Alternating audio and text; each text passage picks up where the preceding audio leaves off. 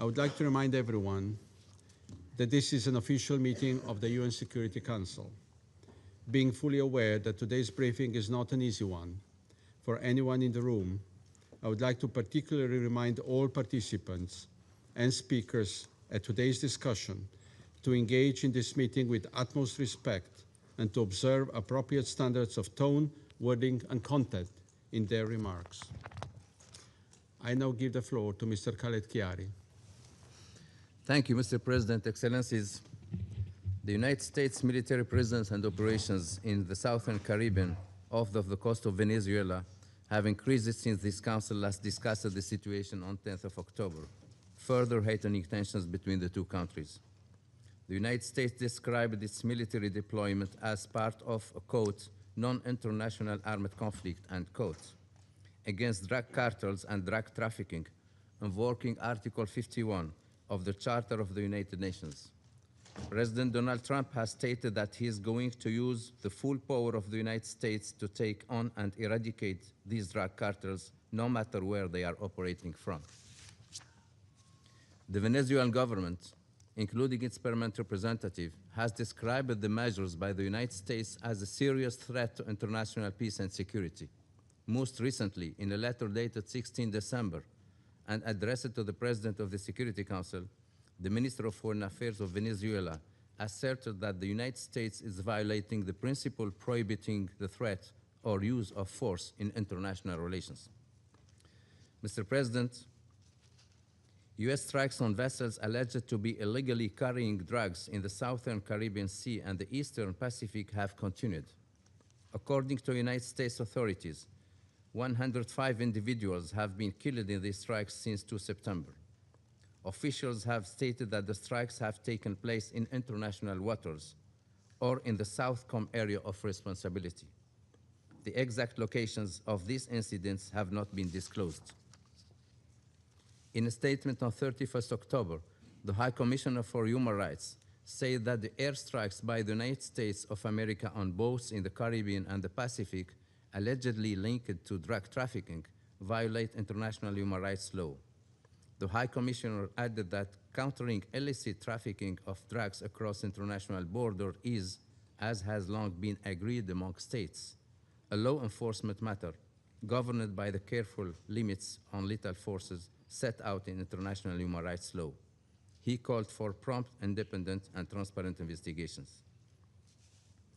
Mr. President, in late November, President Nicolas Maduro and President Trump held a telephone conversation. On 24th November, the United States designation of the Cartel de los Soles as a foreign terrorist organization entered into force under U.S. law. Subsequently, the United States imposed additional measures against organizations and individuals it alleges are linked to these activities. On 29 November, President Trump declared that the airspace above and around Venezuela should be considered closed in its entirety. This followed an alert issued by the U.S. Federal Aviation Administration a few days earlier, warning major airlines of a potentially hazardous situation when flying over Venezuela. Since then, most international airlines have suspended or canceled flights to and from the country. Venezuelan authorities have described this as an attempt to impose an air blockade.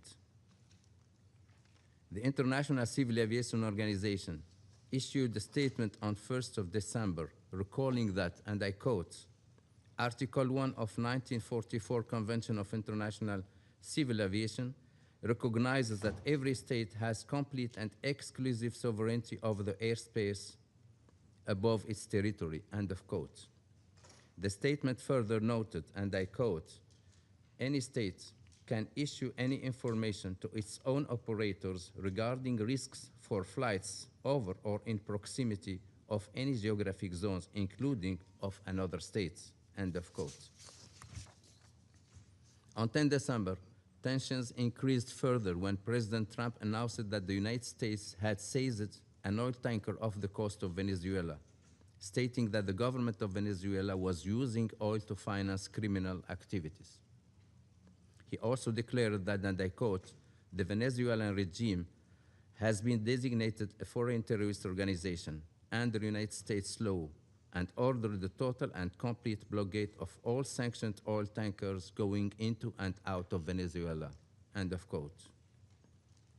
Subsequently, the United States authorities imposed sanctions on 6 shipping companies operating in Venezuela's oil sector and 6 vessels allegedly associated with these companies, which the U.S. claims have engaged in deceptive and unsafe shipping practices.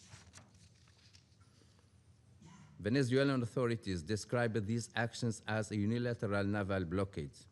In identical letters dated 17 December and addressed to the Secretary General and the President of Security Council, the permanent representative of Venezuela stated that the U.S. actions violate Venezuela's national sovereignty, territorial integrity, and political independence.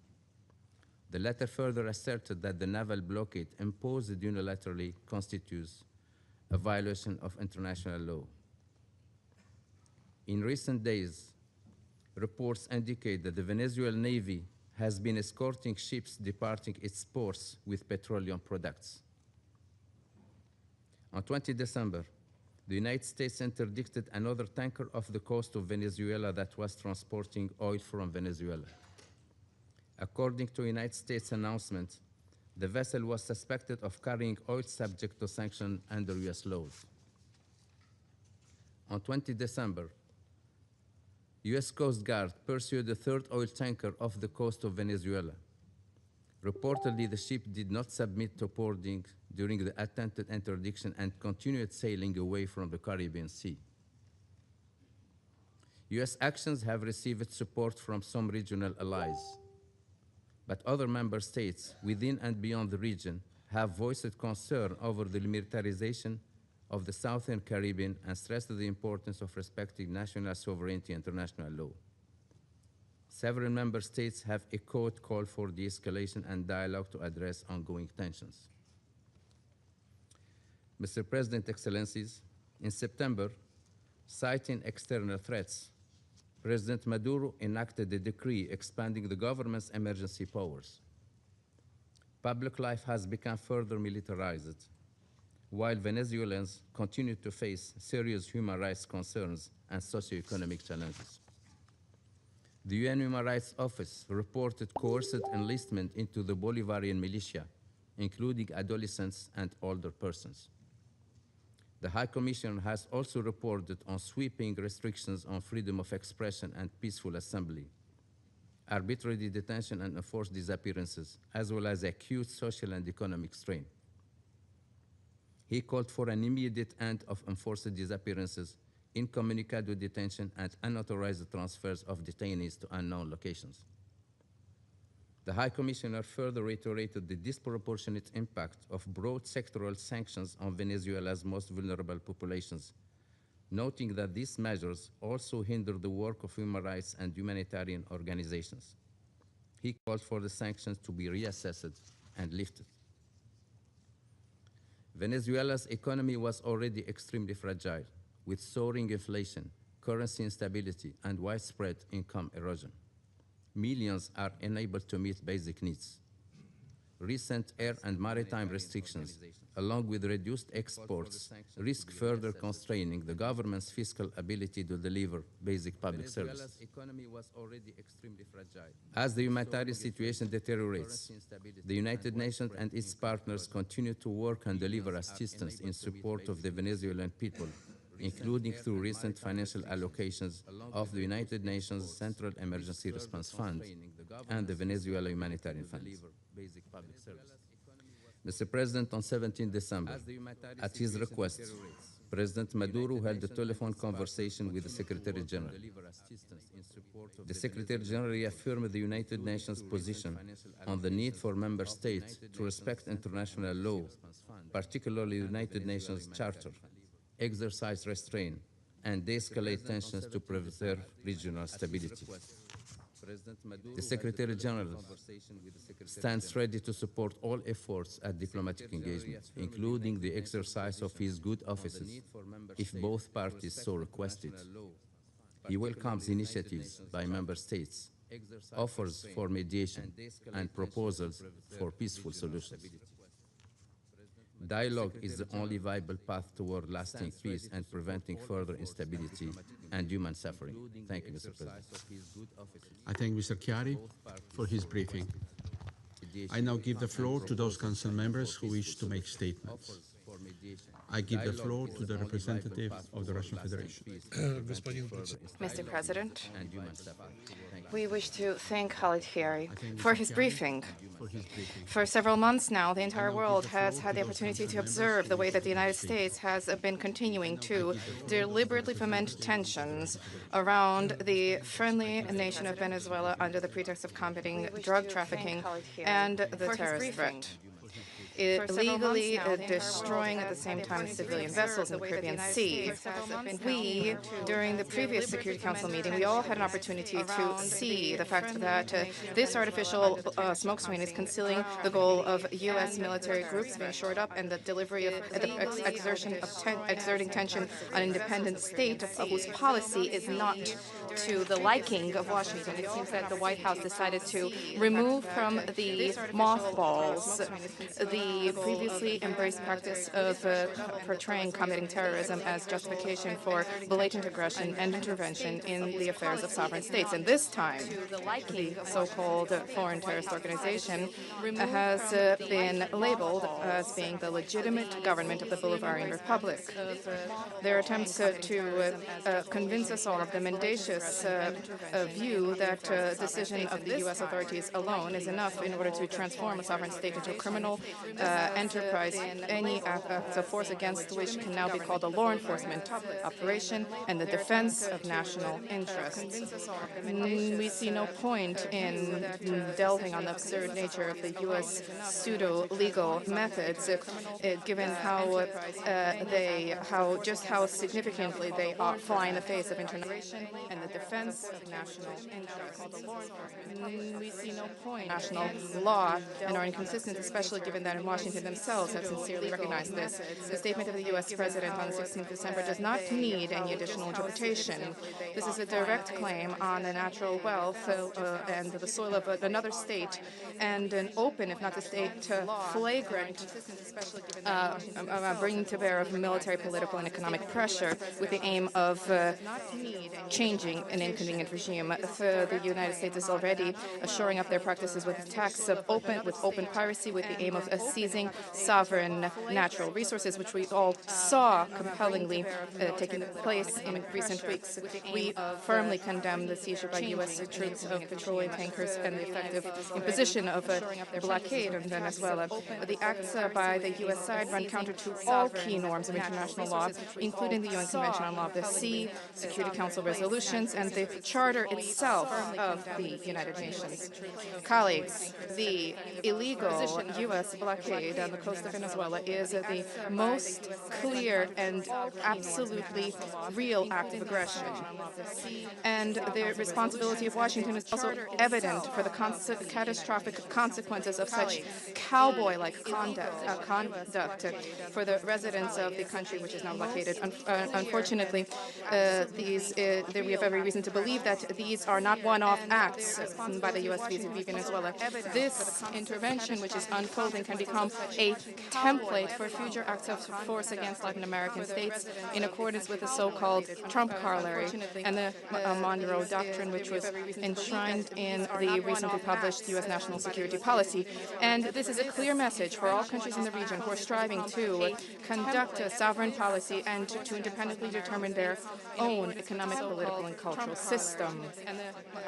In Washington, they are ready to respect your independence and take your interests into account only if you are willing to tailor them to the interests of the United States and to conduct a policy which is convenient to and beneficial to them. As soon as you attempt to try to benefit your own people, then then you would be treated the same way that Venezuela is being treated. So don't ask for whom the bell tolls.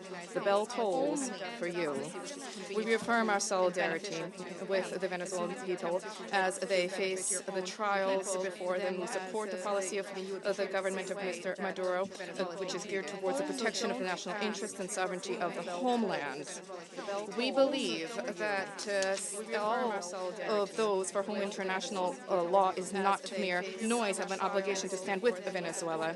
We note that Caracas has consistently demonstrated a willingness to engage in dialogue, to cooperate with Washington, both in terms of effectively coordinating acts for countering narcotics trafficking, as well as to combat real, not imagined terrorism. By all accounts, support for peaceful means of settling dispute and multilateral cooperation in these areas are something which are being advocated by all countries in the region, and yet for some reason for Washington, this is falling on deaf ears, and they are obstinately embracing their policy of destruction, which is fraught with grave consequences for the region and the world as a whole. We regret the fact that the new U.S. administration, which has been sober and pragmatic in its approach when it comes to other crisis situations, when it comes to Venezuela, it remains mired in approaches which itself actively criticizes. We trust that common sense will indeed prevail and that Washington will manage in time to halt, to prevent a fatal error which inevitably will undermine long-term U.S. national interests. The full-fledged armed conflict in Latin America, which remains for now a zone of peace, is the last thing that humankind needs right now. Humankind to whom President Trump promised an end to conflict. For now, unfortunately, the situation is not improving, and the United States, alas, continues to sow chaos in the Western Hemisphere, largely annihilating the benefits of the initiative undertaken by the new U.S. leader and casting doubt on his sincere intentions in the global context. Thank you. For now, I thank the representative of the Russian Federation for the statement, and I give the floor to the representative of China. Chaos in the Western Hemisphere, largely annihilating the benefits of the initiative undertaken by the new President, China appreciates the Slovenian presidency for convening this emergency meeting requested by Venezuela and supported by Russia, China, and other countries. We thank ASD Chiari for his briefing. For some time now, under the pretext of combating drug trafficking, the United States have continued to increase its military deployment in the waters of the Caribbean off the coast of Venezuela. It has escalated sanctions, blockades, and military threats against Venezuela, and claimed to have sunk Venezuelan vessels, shot dead crew members, and seized oil tankers. It has designated the Venezuelan government as a foreign terrorist organization, claimed that Venezuela's territory, oil, and assets belong to the United States, and even threatened military strikes against the Venezuelan territory. The U.S. actions and the rhetoric have led to continued tensions in the region, raising serious concerns among regional countries and the international community. The UN Charter establishes fundamental principles governing international relations, including sovereign equality, non-interference in internal affairs, and peaceful settlement of disputes. They constitute the cornerstone of international rule of law and are crucial for maintaining world peace and security. The U.S. actions seriously infringe upon other countries' sovereignty, security, and the legitimate rights and interests, gravely violate the UN Charter and the international law, and threaten peace and security in Latin America and the Caribbean. More and more countries in the region and beyond have voiced great concern about and strong condemnation of the U.S. actions. We note that Secretary General Guterres has clearly stated the need for all countries to respect international law and the UN Charter, exercise restraint, and de-escalate tensions to preserve regional stability, and his readiness to play a mediation role to this end. China attaches importance to President Maduro's recent open letter. As an independent sovereign state, Venezuela has the right to independently develop mutually beneficial cooperation with other countries and defend its legitimate rights and interests, which should be respected and supported by the international community. China opposes all acts of unilateralism and bullying and supports all countries in defending their sovereignty and national dignity. We stand against any move that violates the purposes and principles of the UN Charter and infringes upon other countries' sovereignty and security, against the threat or use of force in international relations, against external interference in Venezuela's internal affairs under any pretext, and against illicit unilateral sanctions and long-arm jurisdiction that have no basis in international law or authorization by the Security Council. We call on the United States to heed the just call against external interference in Venezuela's internal affairs under any pretext, and against illicit unilateral sanctions and long-arm jurisdiction. International maritime peace, stability, and cooperation. Panama would like to make an appeal for dialogue and a peaceful and sustainable solution in Venezuela. And we believe that it is timely for the United Nations, especially the Secretary General, to use his mechanisms of preventive diplomacy to contribute to the de-escalation of tensions. Panama reiterates its clear and unshakable position in defense of the United Nations Charter and multilateralism as indispensable instruments to preserve regional peace and stability. In this framework, we would like to recall that Latin America and the Caribbean was declared a zone of peace 11 years ago and will continue to promote this condition so that the region preserves it, advocating constantly for respect for international law and human rights for the benefit and well-being of our peoples. Thank you. Representative of Panama for the statement, and I give the floor to the representative of the United Kingdom. This condition so that Thank you, the region President. preserves it, We thank ASG Khairi for his constantly briefing, for and we welcome the respect for participation international law of and human many rights for the countries from the region. benefit and well-being of our peoples. Thank you. We have long been clear that Nicolas Maduro's regime claim to power lacks legitimacy. Venezuela's National Electoral Council has still failed to publish the full results of the July 2024 presidential elections after 18 months. Independent domestic and international reports observed significant irregularities and a lack of transparency. Venezuela's National Electoral Council. Meanwhile, political freedoms in Venezuela remain severely restricted. The human rights situation continues to deteriorate. Its political and judicial systems continue to erode. We remain deeply concerned about ongoing repression in Venezuela and the everyday struggles of Venezuela. This includes extreme levels of poverty and failing basic services, which are precipitating a displacement crisis affecting the whole region. The United Kingdom stands firmly with the people of Venezuela in their pursuit of a democratic future. The voices of all Venezuelans need to be heard. They deserve a government which reflects their will at the ballot box. We will continue to work to achieve a peaceful, negotiated transition in Venezuela which ensures that the will of all Venezuelans is respected. As we said in October, drug trafficking and organized crime continue to endanger communities across the globe, undermining stability and putting our shared security at risk. We will continue to work with partners in Latin America and elsewhere to tackle this issue and address challenges. Drug trafficking and organized crime continue to endanger communities across the globe. The United Kingdom reaffirms its unwavering commitment to the principles enshrined in the United Nations Charter. We will continue to work with. We believe these foundations are essential for maintaining global peace, security, and the rule of law. The UN Convention on the Law of the Sea is a cornerstone of international law on ocean-related issues. The United Kingdom will always support international law and the upholding of maintaining global peace, security. We continue to monitor this situation closely. The UN Convention on the Law of the Sea is a cornerstone. I thank the representative of the United Kingdom for the statement, and I give the floor to the representative of the United Kingdom will always support. Thank you, Mr. President. Mr. President, I also thank ASG Khalid Kiari for his important briefing. Sierra takes note of the relevant letters by the permanent representative of the Bolivarian Republic of Venezuela and the concerns placed before the Council regarding developments in the Caribbean Sea. Throughout our current tenure on this Council, Sierra has sought to support peacemaking, dialogue, and a steady commitment to international law.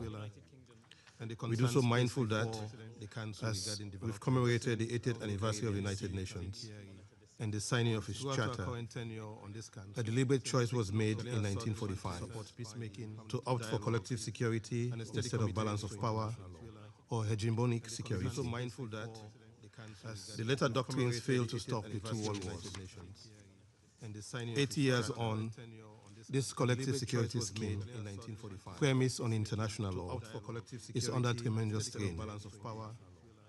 The system can only remain as strong and effective as well share adherence to its principles, especially the sovereign equality of states, the peaceful settlement of dispute, and the prohibition on the threat or use of force. As we approach the end of our United Nations Security Council tenure, we've sought to defend the very principles all 103 member states have agreed to uphold. In that spirit, my delegation would offer the following observations. As we approach the end of our United Nations Security Council, Secretary recalls the importance attached by states of Latin America and the Caribbean to maintaining the Caribbean as a zone of peace. In that spirit, this approach reflects a preference for restraint and for resolving differences through dialogue. We recall the position of CARICOM heads of state and government, who reaffirm maintaining the Caribbean as a zone of peace and emphasize dialogue and engagement towards the peaceful settlement of dispute. We therefore encourage all concerned to keep this regional aspiration in view and to avoid steps that will heighten tensions or create misunderstanding or miscalculations. Second, Secretary calls to reaffirm the principle of permanent sovereignty of state over their natural resources. This is a well-established principle of international law that supports sovereign equality and development. It also reinforces that any disagreement relating to resources, economic measures, or associated activities should be addressed through the lawful and peaceful means, including appropriate dialogue and cooperation, as well as other methods of peaceful settlement of dispute rather than through coercion or force. Third, and most importantly, Sudan underscores that the United Nations Charter provides the guiding legal framework for current interstate relations. Article 2, paragraph 4 obliges all states to refrain from the threat or use of force against the territorial integrity or political independence of any state. The Charter permits the use of force only in limited and clearly defined circumstances, such as when authorized by this Council under Chapter 7, or in the exercise of the inherent right of self-defense in response to an armed attack consistent with Article 51. These rules are central to international stability and are intended to prevent escalation, miscalculation, and illegal wars of choice. Mr. President, these principles are particularly relevant in the maritime domain. These rules are central to international stability and are intended to prevent escalation, miscalculation, and illegal wars applicable to parties concerned and provides a framework for navigation, maritime safety, and the peaceful use of the oceans. For many states, especially developing and small states, predictable maritime rules are essential to trade, development, and regional stability. Against this backdrop, Sierra Leone notes the report of incidents at sea involving the use of force and loss of life. Without prejudging the facts, we emphasize a general point of law. When states respond to transnational challenges, whether illicit trafficking, organized crime, or terrorism, those responses must remain consistent with the Charter and other applicable rules of international law, including relevant maritime rules and international human rights law. In that regard, Sierra also recalls that outside a situation of armed conflict, the use of lethal force is subject to strict constraint under international human rights law, including the protection of the right to life. As a general principle, operations of a law enforcement character should seek, wherever feasible, to intercept and bring suspects to justice through due process. Reports that suggest loss of life in circumstances that may not meet the strict requirement of necessity and proportionality understandably raises serious legal questions and underscore the importance of credible clarification. Sierra Leone further notes the value of legal clarity and consistency in public explanations for any use of force. Clarity about the legal basis for action, whether under the Charter, the law of the sea, or other applicable rules, can help reduce misunderstanding, miscalculation, avoid escalation, and strengthen confidence in the international law-based system. Mr. President, having expressed our observations, Sierra Leone's primary appeal today is for calm, restraint, and diplomacy. We encourage all parties concerned to avoid rhetoric or actions that could aggravate tensions and to pursue appropriate channels for dialogue, engagement, and peaceful settlement consistent with the UN Charter.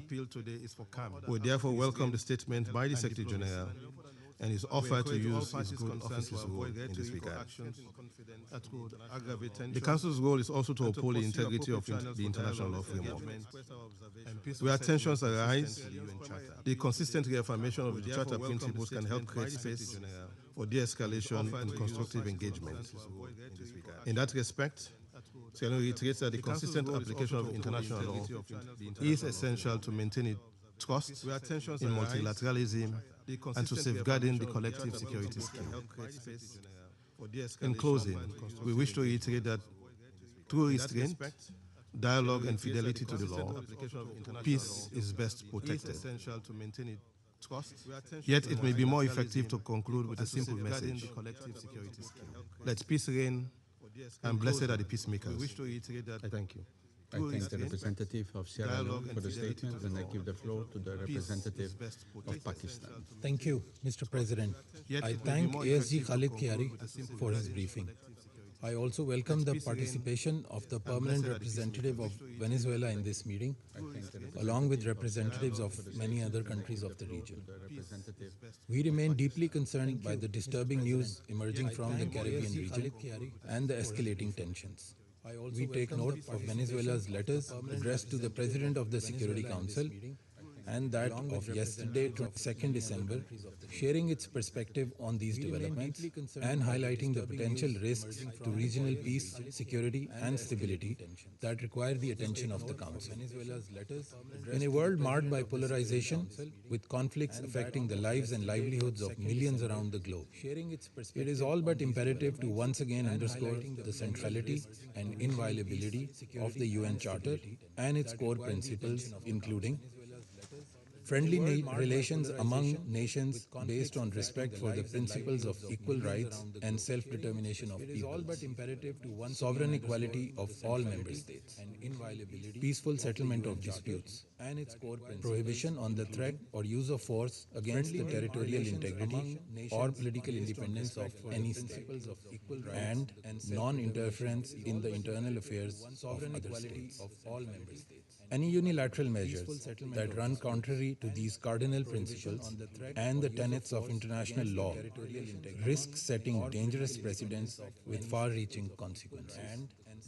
Mr. President, we firmly believe that the current trajectory serves no one's interests.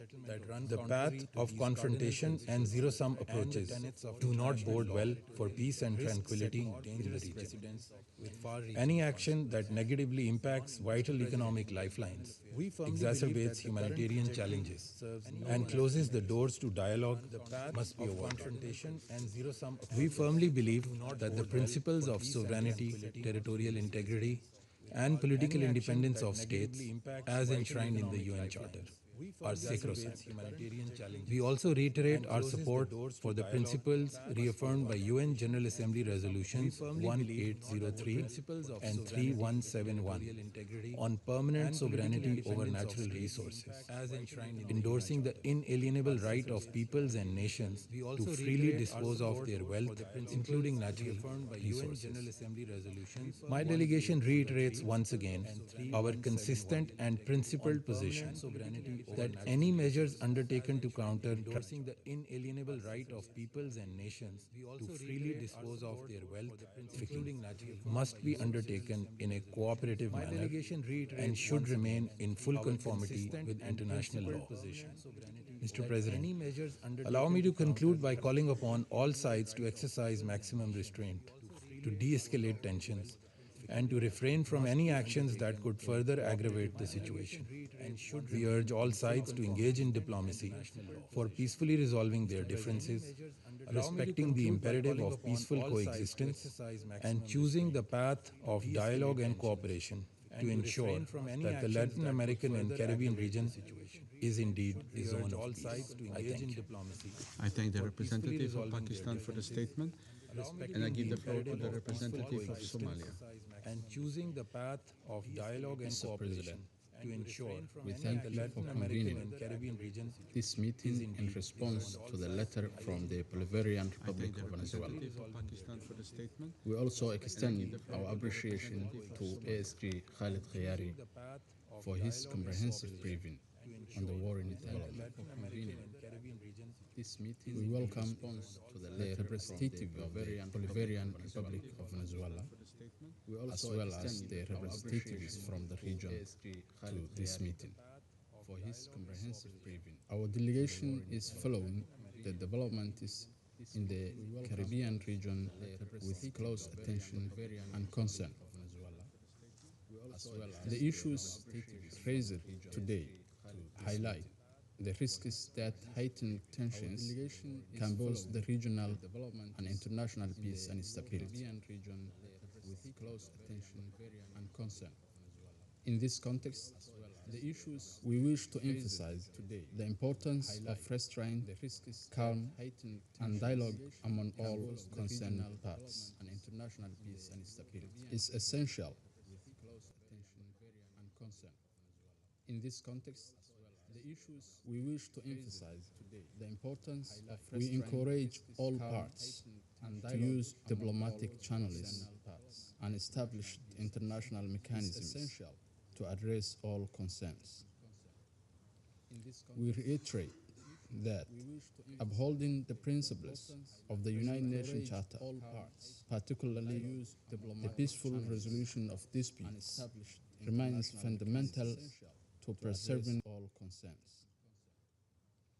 We reiterate that at this delicate juncture of the United Nations Charter, we urge all stakeholders to act with caution and responsibility.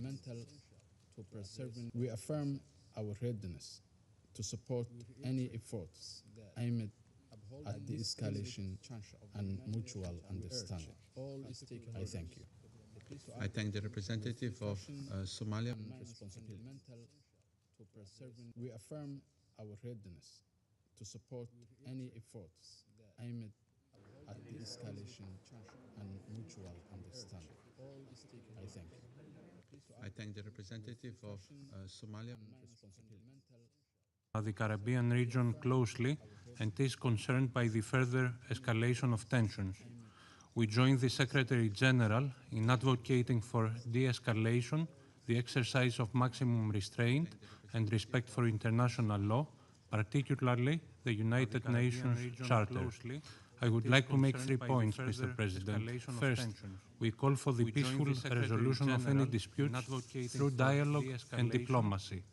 In any case, adherence to international humanitarian law and the protection of civilians remains vital.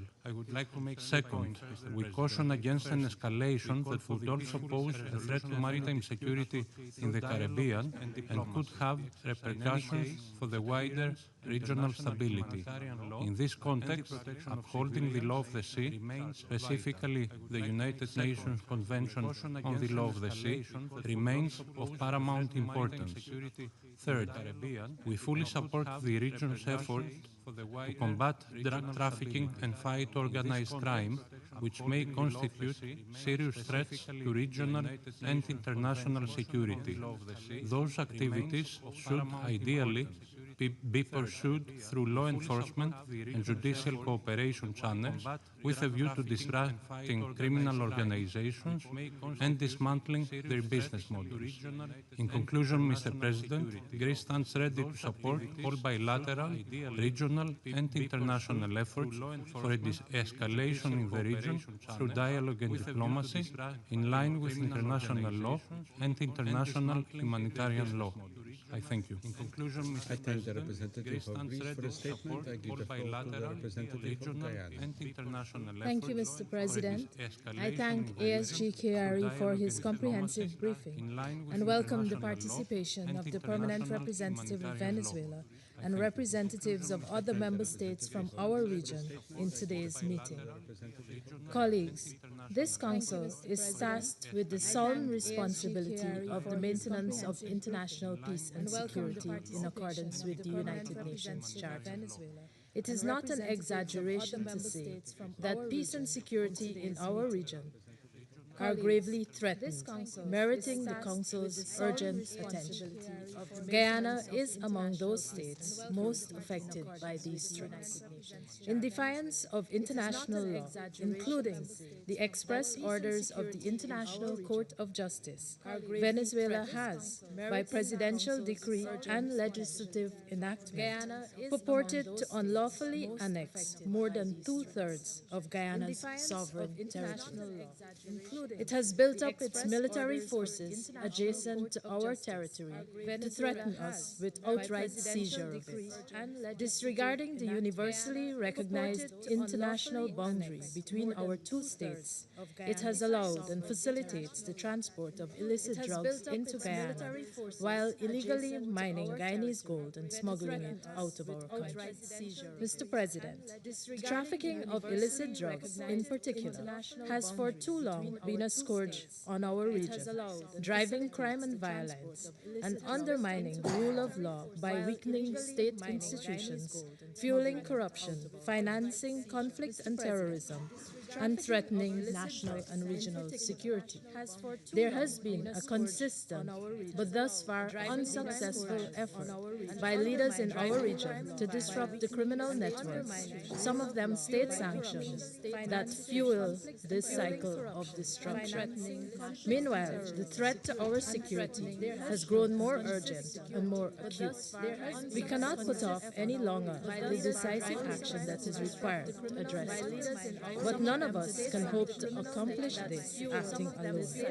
As such, we once again stress, as we did on 10, meanwhile, the threat to our security has grown more, supporting and strengthening collaboration with our international partners, especially those in South, Central and North America and the Caribbean, is both essential and urgent. We must act collectively in a manner that preserves the stability of our region, long recognized as a zone of peace and which enhances the safety and security of our people.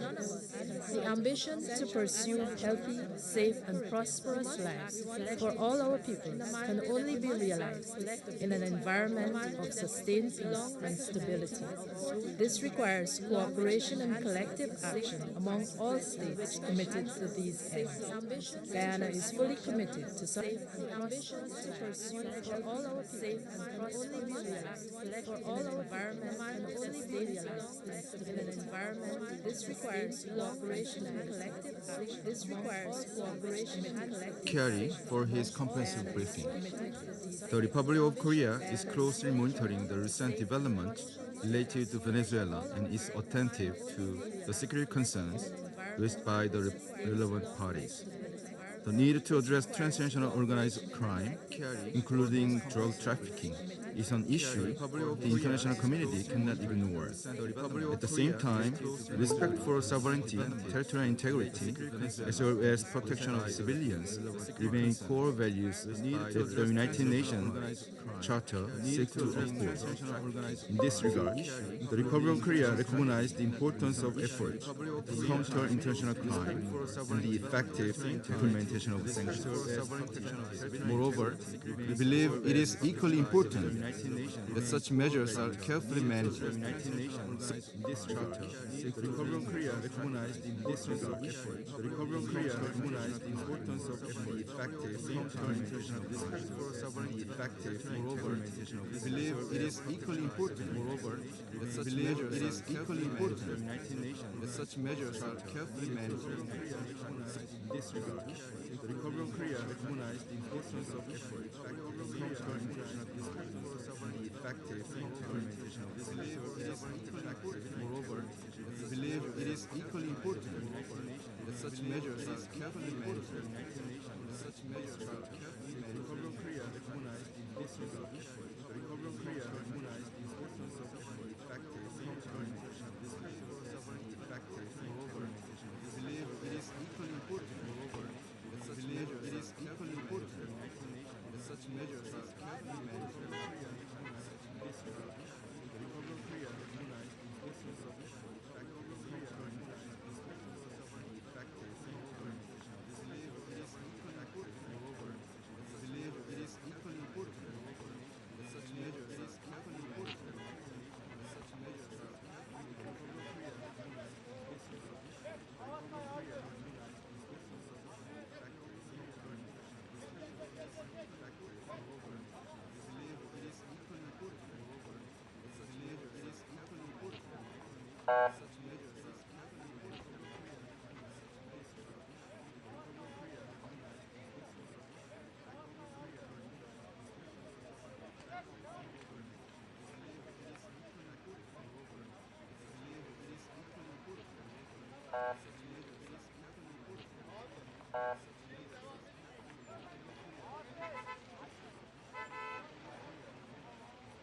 Mehmet Sümer şunu ifade edelim. Uçağın enkaz bölgesine yaklaşık 1,5 kilometre ötede jandarma ekipleri bu alandan itibaren tamamen kapattı. Uçağın parçalarının yoğun bir bölgeye dağıldığı, çok geniş bir alana dağıldığı ifade ediliyordu. Bu sebeple jandarma personeli bölgede yoğun bir inceleme gerçekleştiriyor ve sizlerin orada olması bu alandan itibaren tamamen kapattı. Köy halkı da oradan tahliye edildi. Bu noktada hiçbir sivil vatandaş bırakılmadı. Adalet Bakanı Yılmaz Tunç'un açıkladığı bir başsavcı vekili 4 Cumhuriyet Savcısı olay yerine geldi. Enkaz bölgesine kendileri de geçiş yaptı. Birçok olay yeri inceleme ekipleri de olay yerine doğru ilerledi. Biz kameraman arkadaşımızın bir an köy halkı da oradan bırakılmadı. In an already delicate regional context.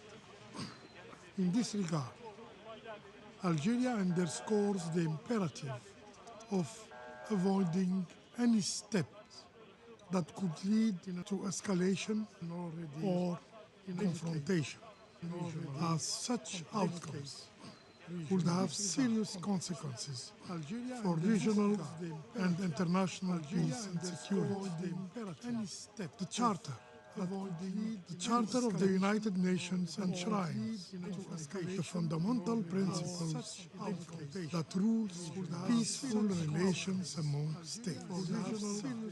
These include respect for sovereign equality, Charter of the United Nations enshrines the Charter of the United Affairs and the peaceful settlement of disputes. It is paramount in this regard to recall Article 2, Paragraph 4 of the UN Charter, which states, and I quote, all members shall refrain in their international relations for the threat or use of force against the territorial integrity or political independence of any state, or in any other manner inconsistent with the purposes of the United Nations. These principles are not merely aspirational. They constitute binding obligations under international law and frame our collective responsibility for the maintenance of international peace and security.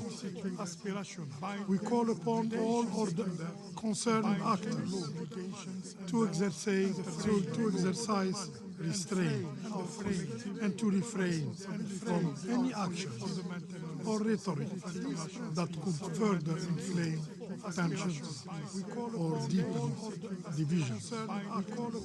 Dialogue and diplomacy remain the most effective and indeed the only means of resolving disagreement and preserving peace and stability in the region. Against the backdrop of these developments, Algeria recalls the significance of maintaining Latin America and the Caribbean as a zone of peace, as proclaimed by the state of the region 11 years ago. This shared commitment should continue to guide conduct and relations among all parties. In this context, Algeria encourages regional organizations, including CARICOM and the Organization of American States, to play a constructive role in fostering an environment conducive to dialogue, supporting impartial mediation efforts, and avoiding actions that could aggravate tensions or further polarize the situation in Venezuela. President, the fight against drug trafficking and transnational organized crime constitute a common challenge, particularly in Latin America and the Caribbean. Addressing this threat requires shared responsibility. Can confront it effectively in isolation. Effective response to these challenges must be grounded in international cooperation, in mutual respect, and in solidarity, rather than confrontation, polarization, or unilateral measures. In this regard, Algeria stresses that despite how legitimate are the efforts to combat drug trafficking and transnational organized crime, they must never derail from this objective. This is a global challenge that should foster unity and cooperation, not division among nations. In conclusion, President, to adhere strictly to the principles and purposes of the Charter of the United Nations. History has repeatedly demonstrated that war and military intervention do not lead to lasting peace. On the contrary, they undermine it, as they always produce ripple effects that extend beyond borders, affecting neighboring countries and entire regions. The only viable path forward to solve this issue lies in diplomacy, in cooperation, and in full respect of international law. I thank you. I thank the representative of Algeria for the statement, and I give the floor to the representative of Denmark. Thank you, Mr. President. And let me also thank Assistant Secretary General Chiari for his briefing and welcome the many representatives from the region to this meeting. Denmark joins the Secretary General in expressing concern about the heightened tensions in the Caribbean Sea. Tensions that have continued to increase since this Council last met to discuss the topic in October. We have taken note of the letters sent to the Security Council by the permanent representative of Venezuela over the past several weeks, expressing concern about continued escalations and military buildup. Denmark also takes note of the official statements from the United States government on their operations to combat drug traffickers and stem the illicit flow of illegal narcotics. Mr. President, drug trafficking remains a persistent threat to the safety, health, and well-being of millions around the world. Denmark recognizes the devastating impact of this organized crime and underscores that all counter-narcotic efforts must be done in accordance with international law, including the fundamental principles and rules in the UN Charter. This also includes treaties such as the UN Convention Against Illicit Traffic in Narcotic Drugs.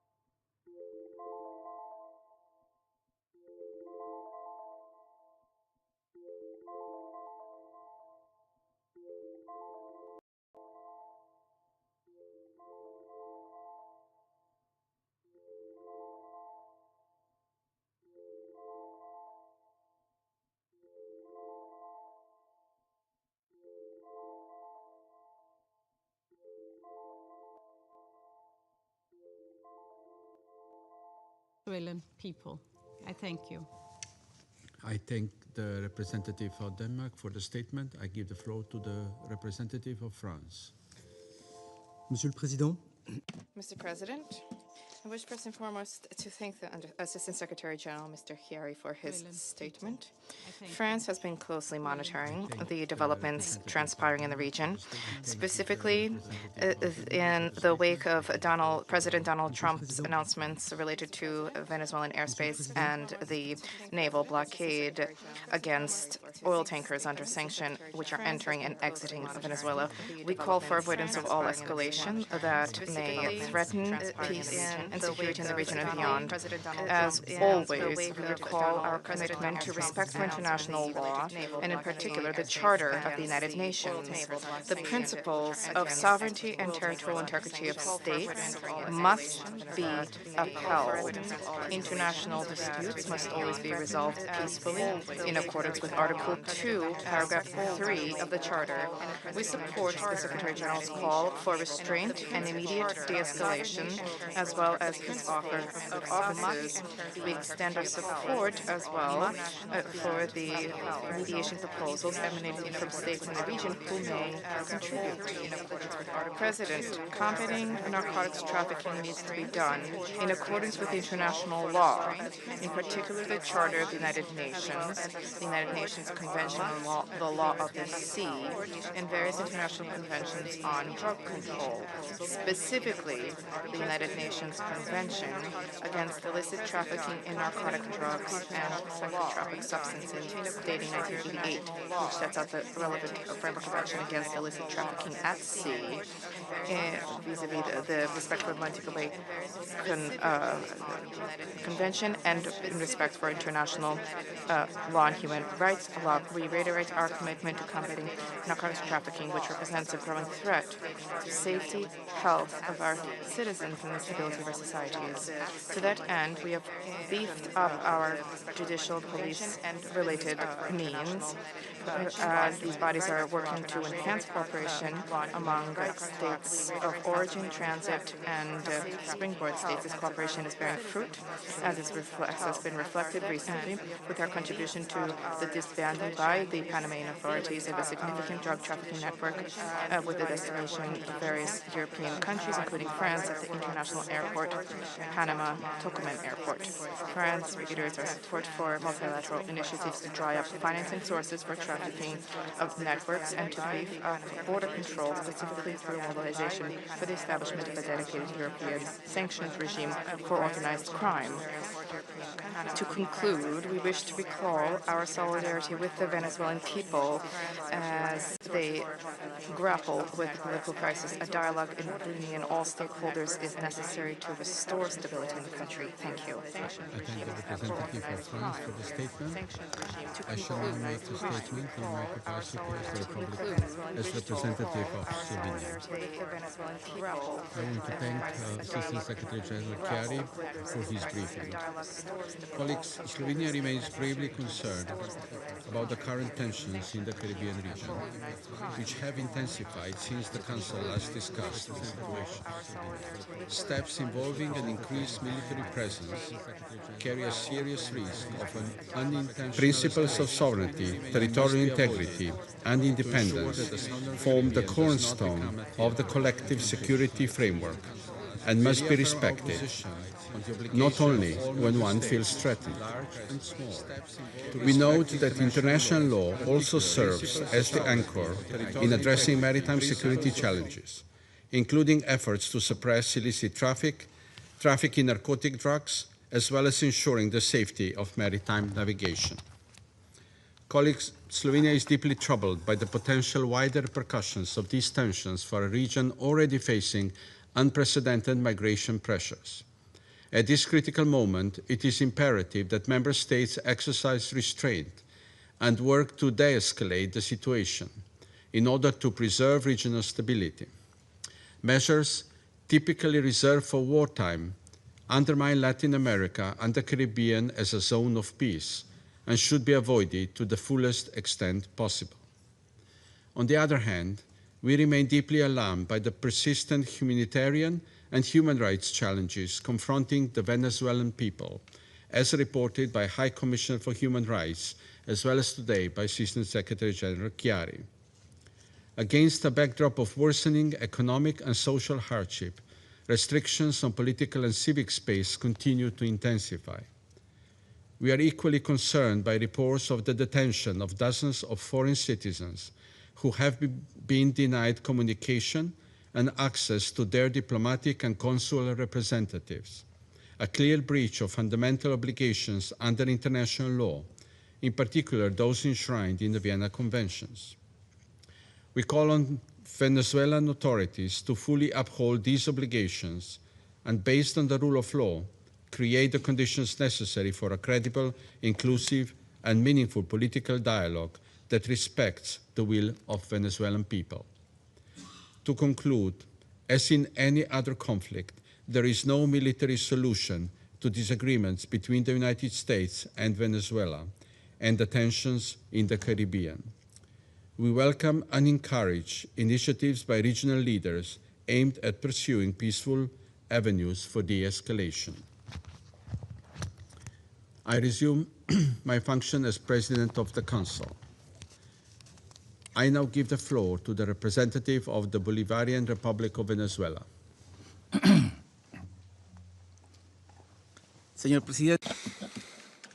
Mr. President, one of the countries sitting at this table has publicly stated that it wants to annex our country.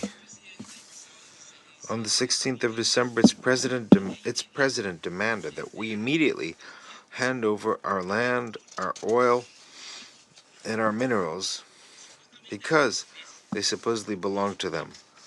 He said that if we did not comply with his ultimatum, he would unleash the fury of the greatest navy in history on our country.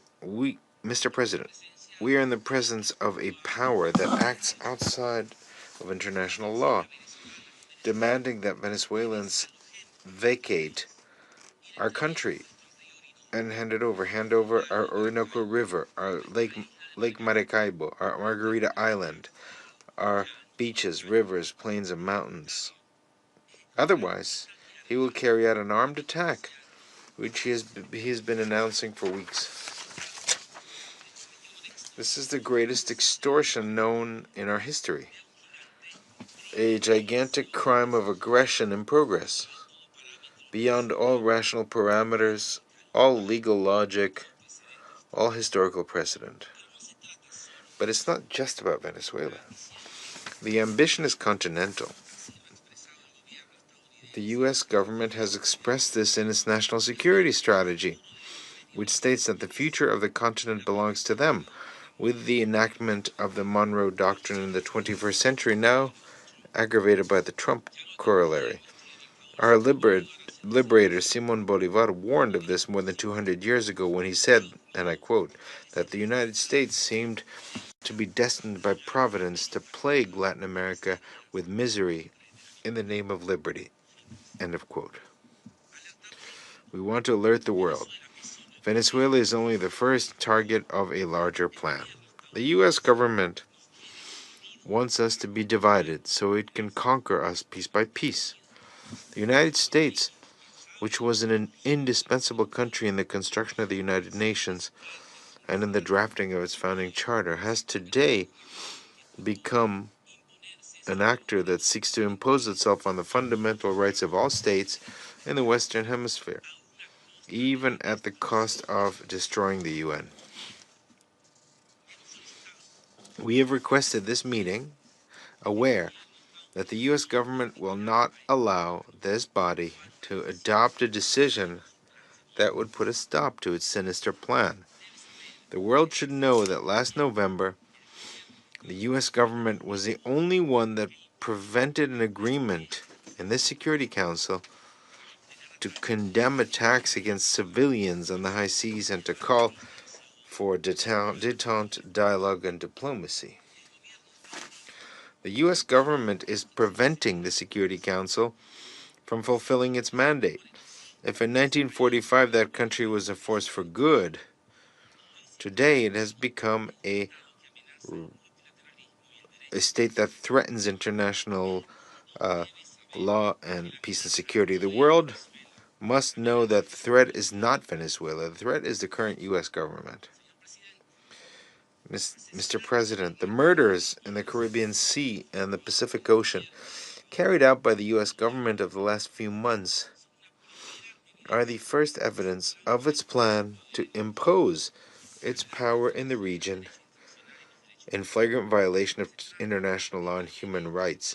There have been more than 29 attacks resulting in more than 101 victims, non-combatant civilians, in the absence of armed conflict, who were coldly murdered, violating their right to the presumption of innocence and due process.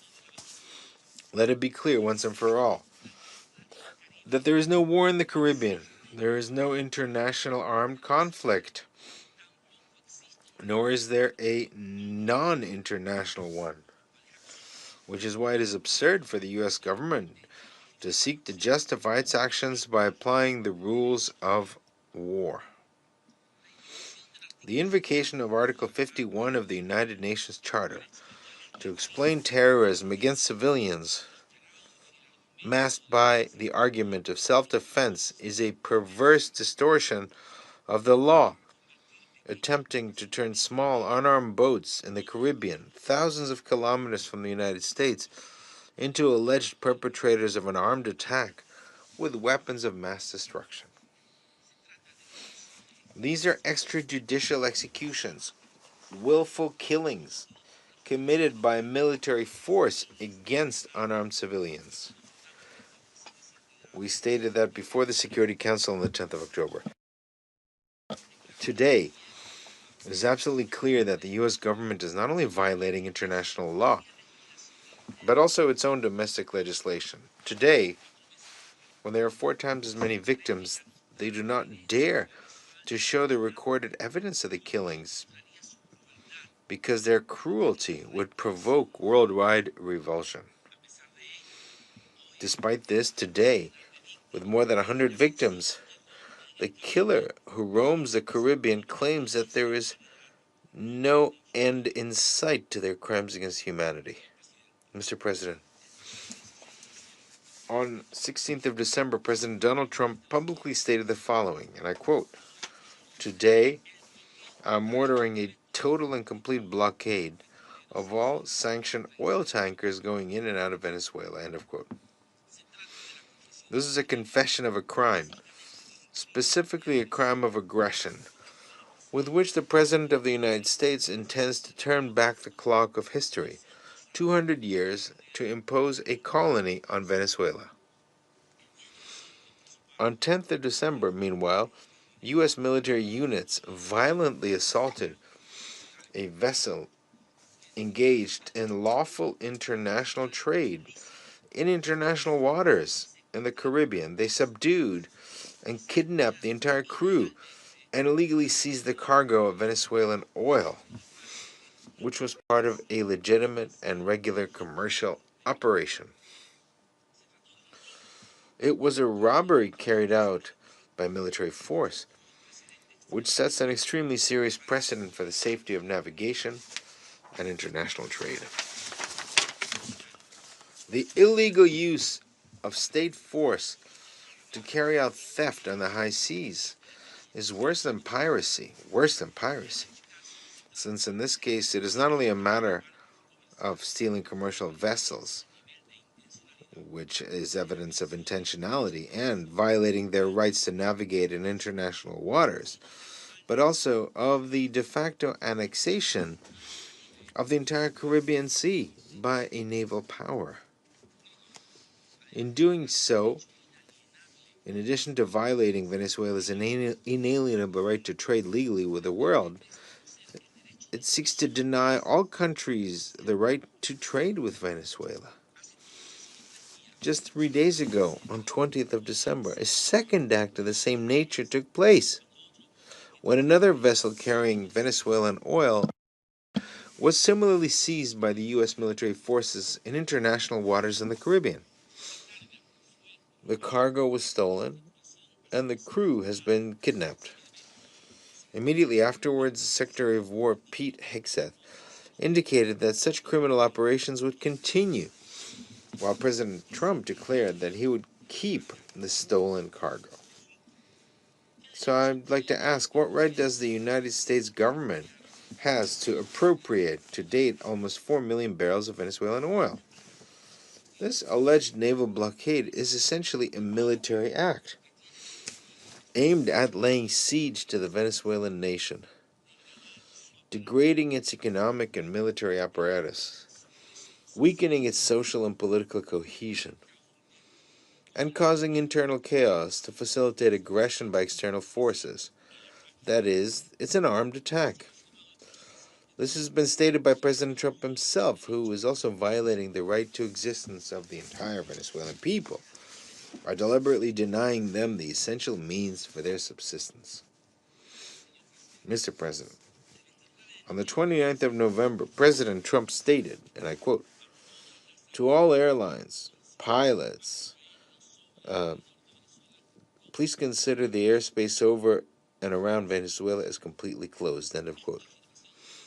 This statement was put into practice, among other things, by an electronic warfare campaign by U.S. military forces in the region, which has been blinding the navigation instruments of all civilian aircraft transiting Venezuelan airspace to provoke a security incident. Electronic interference in the Caribbean has nearly caused at least 2 tragedies involving U.S. civilian aircraft that were seconds away from colliding with aircraft belonging to their own country's air force. It should be noted that the civilian aircraft involved took off from Curaçao and Aruba, both bound for U.S. territory, proving that the danger created by that country's military forces against its own citizens also affects the airspace of other nations, such as the Netherlands Antilles. There can be no doubt the U.S. government poses a threat to the entire region, which has been declared a zone of peace since 2014. As we warned this body on the 9th of October, this type of behavior, combined with a series of unreported military incursions into Venezuela's flight information region, non-notified, unreported, is an attempt to provoke a direct confrontation. In other words, to fabricate a provocation that would allow Article 51 of the United Nations to be falsely invoked. The U.S. government, the aggressor, requires its propaganda apparatus to present it to the world as a country under attack, to initiate an armed conflict. We denounce this dangerous manipulation and assure the world that we will not lose our composure in defending the peace of our nation. Let us repeat, the threat is not Venezuela. The threat is the U.S. government. This set of proven facts cannot be viewed in isolation. They must be understood as a cumulative process of aggression that increases the destructive impact on the Venezuelan nation. They constitute illegal acts of direct use of armed force against a nation that is at perfect peace and has no conflict whatsoever with the United States. Unfortunately, the Security Council could miss an opportunity to stop the criminal plans of the U.S. government due to the abusive way in which the U.S. government exercises its power in this body. Today, the red line has been crossed, and the U.S. government bears international responsibility for the ongoing aggressions. Mr. President, we are facing a massive violation of the entire international legal architecture. It is a grotesque offense that violates every civilizational norm. Today, the U.S. government is imposing chaos and destruction on international relations, just as the evil actors who caused the Second World War did. The peremptory norms of international law, jus cogens, which are universally accepted and form a part of humanity's cultural heritage, are being ignored by the U.S. government, including the prohibition of aggression, the prohibition of crimes against humanity, and the right to self-determination. Article 2 of the Charter of the United Nations establishes guiding principles for international relations that the U.S. government is flagrantly violating. We refer to the principle of legal equality of states, as well as the principle of refraining from the use of, or the threat of the use of force against the territorial integrity and political independence of states. The Universal Declaration of Human Rights establishes that every individual has the right to liberty and security of a person. Similarly, the International Covenant on Civil and Political Rights, to which the United States is a party, establishes life as an inherent right of every person, which no one may be arbitrarily deprived of. This central instrument also prohibits the deprivation of the means of subsistence of entire peoples. The Geneva Convention on the High Seas, to which the United States is also a party, establishes not only the right to freedom of navigation, but also that no state shall legitimately claim sovereignty over any part of the high seas, as these are open to all nations. The jurisprudence established by international courts confirms, in turn, that the principles of non-intervention in the internal affairs of states, refraining from the use or the threat of force, and respect for sovereignty are part of customary international law as reflected in judgments dating from 1986 to the present. General Assembly 1803 on the permanent sovereignty over natural resources establishes that the violation of such rights is contrary to the spirit and principles enshrined in the UN Charter. General Assembly Resolution 2625 establishes that a war of aggression constitutes a crime against peace, that it entails responsibility, and that another state shall not acquire the territory. De adquisición por parte de otro Estado como resultado de la amenaza o el uso de la fuerza. La resolución 3314 de la Asamblea General señala que, independientemente de que haya o no declaración de guerra, el bloqueo de los puertos o de las costas de un Estado por las Fuerzas Armadas de otro Estado se constituye en un acto de agresión. A pesar de tener obligaciones jurídicamente vinculantes respecto a todos estos instrumentos, el gobierno de los Estados Unidos los viola abiertamente y con total impunidad. Sin embargo, el gobierno de los Estados Unidos, que se comporta como un actor irresponsable de la comunidad de naciones, pretende convencer al mundo de que la ley es para estricto cumplimiento de todos menos del gobierno de los Estados Unidos. Esa es la ideología del excepcionalismo, un Estado por encima de las leyes, un Estado sobre todo el mundo. Señor presidente, queda absolutamente claro que el problema no es Venezuela, el problema es el gobierno de los Estados Unidos. La transgresión masiva de la legalidad internacional debe ser entendida en sus raíces y por esta razón debemos desenmascarar las operaciones de desinformación que se han puesto en marcha por parte del gobierno de los Estados Unidos con un gigantesco aparato de propaganda para justificar su agresión contra un país pacífico como lo es Venezuela. Ya en el año 2019 se intentó imponer un gobernante títere para sustituir al gobierno legítimo de Venezuela y se llevaron a cabo operaciones clandestinas de sabotaje a los servicios esenciales. También se llevó a cabo un ataque desde el exterior disfrazado de ayuda humanitaria, varios intentos de magnicidio contra el presidente constitucional legítimo de la nación, una invasión fallida con terroristas y mercenarios, varios intentos de golpes de Estado, así como acciones para paralizar la producción petrolera a las que se sumaron más de 1000 medidas coercitivas unilaterales. La nación venezolana resistió esta criminal operación de desestabilización bajo el liderazgo del presidente Nicolás Maduro Moros, quien ha sido objeto de las campañas de propaganda internacional más intensas contra un jefe de Estado en la historia de nuestro continente. Hoy, en el 2025, ante el fracaso de todos los intentos anteriores, algunos grupos políticos en Estados Unidos necesitan una justificación para el uso directo de la Fuerza Armada. Las narrativas ensayadas por la maquinaria de propaganda han sido cambiantes, incoherentes, pero sobre todo falsas. Veamos las evidencias.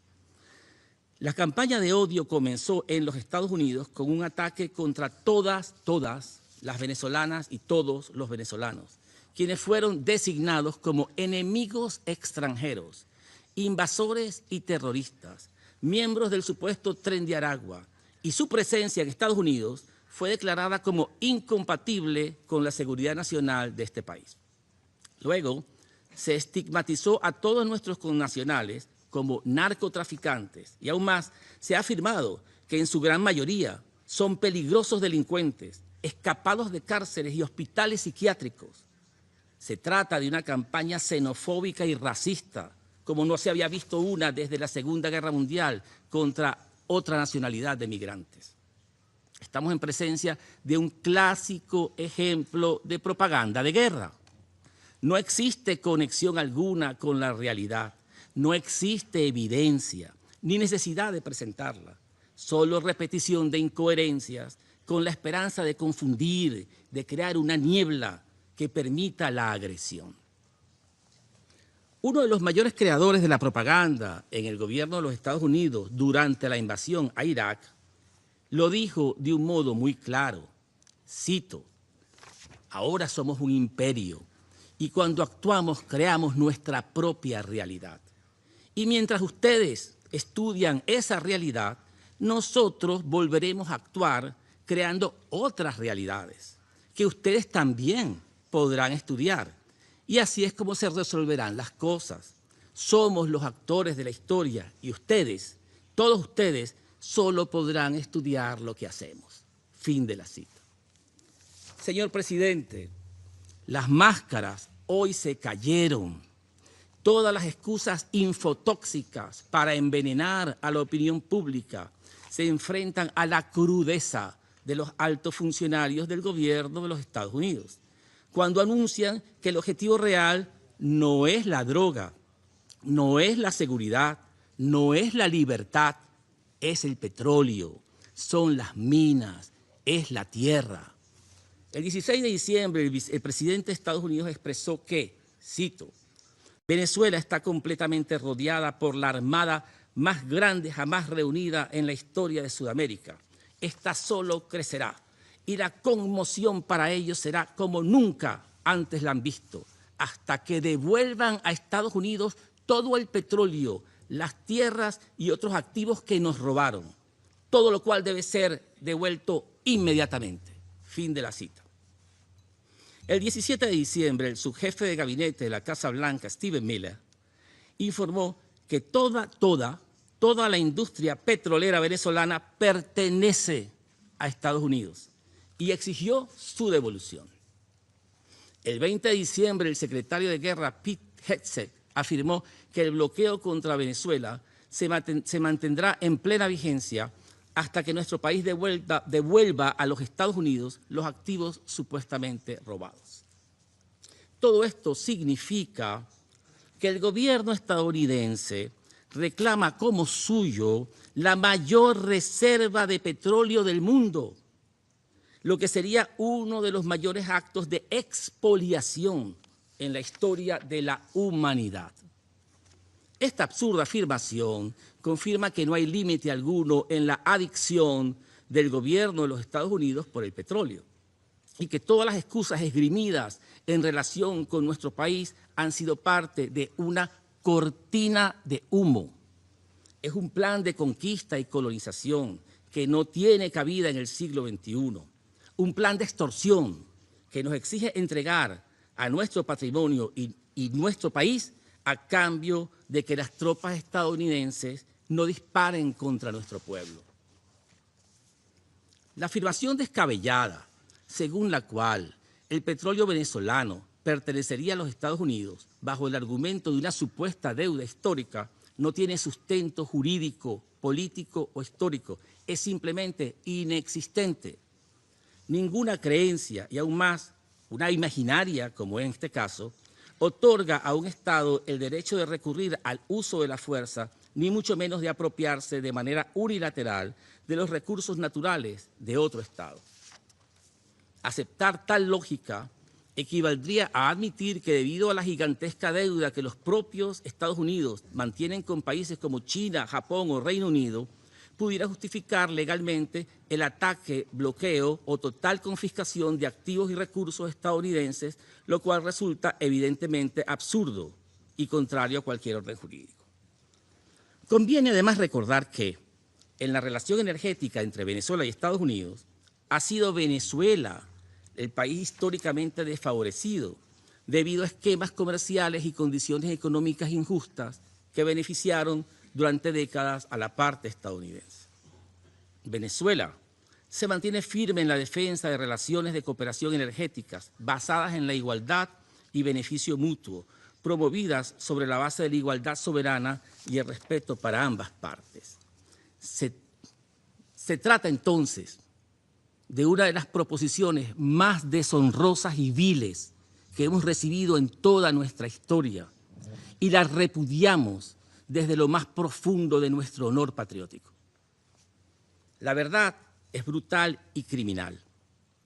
El gobierno de Estados Unidos amenaza con un ataque armado a Venezuela para satisfacer a las grandes corporaciones petroleras, particularmente a ConocoPhillips y ExxonMobil, pionera en el robo del petróleo venezolano.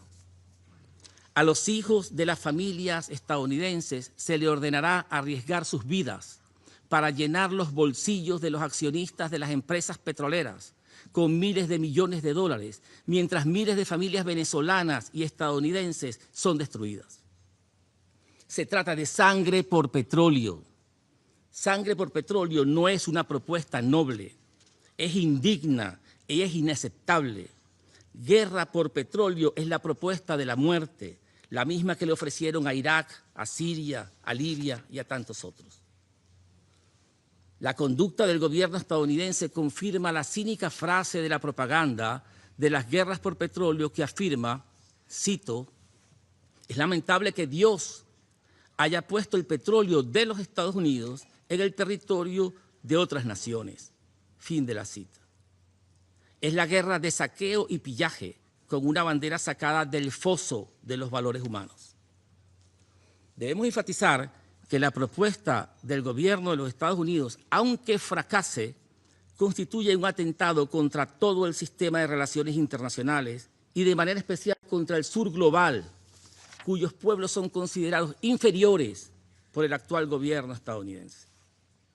Este Consejo de Seguridad pierde sentido si el gobierno de los Estados Unidos persiste con su propuesta demoledora. Nadie está a salvo, nadie. No hay principios para regir nuestros países y nuestros pueblos. De allí la importancia de que este órgano pueda cumplir a cabalidad su mandato y a cuyos efectos exigimos condene explícitamente esta agresión en curso, desde las ejecuciones extrajudiciales hasta los actos de piratería.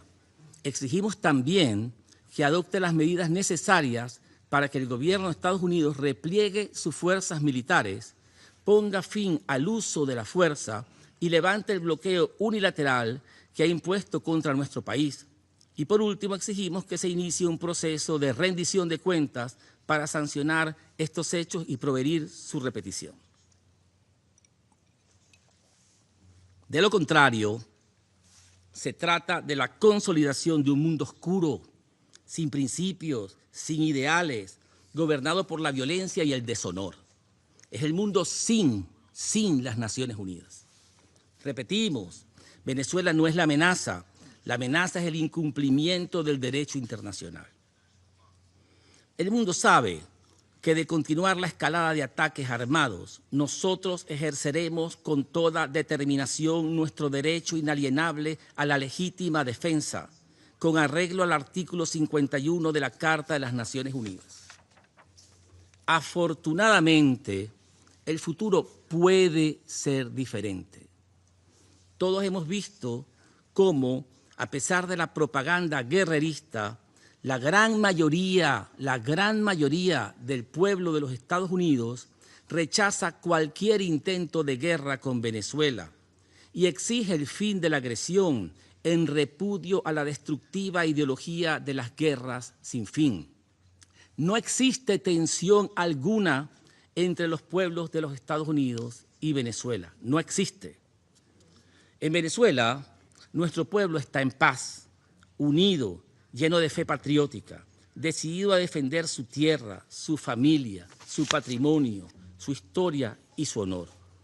El Orinoco siempre será venezolano. No hay fuerza en la tierra que nos arrebate nuestro derecho a la existencia. Señor presidente, para finalizar, permítame ahora dirigir unas breves palabras a nuestro pueblo. Es un honor para nosotros representar aquí la voz de millones de venezolanas y venezolanos que están en nuestra patria trabajando serenamente por defender nuestro derecho a vivir en paz. Millones de mujeres y hombres que trabajan en los campos y ciudades, en las fábricas y en las escuelas, en los hospitales y en la Fuerza Armada Nacional Bolivariana, construyendo una nación digna, independiente y soberana. Todos debemos estar orgullosos de vivir este momento estelar de nuestra historia. este momento de ejercer la defensa de nuestra patria cuando una potencia extranjera llena de soberbia cree que puede convertirnos en colonia. Las venezolanas y venezolanos damos gracias a la vida por haber dado la oportunidad de luchar por nuestra segunda independencia y mostrarle al mundo de qué estamos hechos, de optimismo, de orgullo y de amor por la patria. Llegó el momento de unirnos en la defensa de lo que es nuestro. Hoy, cuando llenos de alegría nos preparamos para celebrar en familia la Navidad, recordemos también todos los esfuerzos de nuestros antepasados que nos entregaron la nación para cuidarla para nuestros hijos y para nuestras hijas. Hoy somos responsables de defender nuestro pasado, nuestro presente y nuestro futuro. Derrotemos el despotismo que levanta la voz. Gloria al bravo pueblo que el yugo lanzó. Hermanas y hermanas, juntos venceremos. Feliz Navidad para todas y todos. Muchas gracias, señor presidente. I thank the representative of Venezuela for the statement. I would like to request the remaining 8 speakers to limit their statements to maximum 5 minutes if we are to finish the session within the allocated time. I give now the floor to the representative of Colombia. Señor presidente, quisiéramos agradecer al subsecretario Chiari por su valioso reporte. Las recientes actividades militares efectuadas por los Estados Unidos en el mar, así como las declaraciones públicas realizadas al más alto nivel por el gobierno de Estados Unidos, están generando tensiones en una región que, hasta ahora, se ha caracterizado por la estabilidad y la convivencia pacífica. América Latina y el Caribe se ha proclamado como una zona de paz, sustentada en principios claros: la proscripción de la amenaza y el uso de la fuerza, la solución pacífica de controversias, la promoción del diálogo y el multilateralismo, el respeto irrestricto a la soberanía y la integridad territorial, la no injerencia en los asuntos internos de los estados y el derecho inalienable de los pueblos a la autodeterminación. La escalada de acciones de carácter militar no solo incrementa el riesgo de un conflicto de mayores proporciones, sino que, a la vez de ser contraria al derecho internacional, socava los esfuerzos colectivos de prevención de conflictos y la estabilidad regional. Colombia rechaza de manera categórica cualquier amenaza de uso a la fuerza y el recurrir a vías de hecho como medio para resolver diferencias. Estas acciones, así como las medidas coercitivas unilaterales que no se alinean con la Carta de las Naciones Unidas ni con las decisiones de ese organismo, socavan el Estado de Derecho y no pueden sustituir al diálogo, la diplomacia preventiva ni a los mecanismos pacíficos de solución de controversias, los cuales deben ser la prioridad en toda actuación entre los Estados. Señor presidente, Colombia es plenamente consciente de que la delincuencia organizada transnacional, incluyendo el narcotráfico, constituye una amenaza significativa para alcanzar sociedades pacíficas e inclusivas. Sea esta la oportunidad para recalcar que Colombia ha demostrado un compromiso sostenido y verificable en la lucha contra el tráfico ilícito de estupefacientes y otras formas de delincuencia transnacional, como lo evidencian las cifras récord de incautaciones y operaciones conjuntas realizadas en estricto apego al derecho internacional, a la proporcionalidad y necesidad y al respeto por los derechos humanos.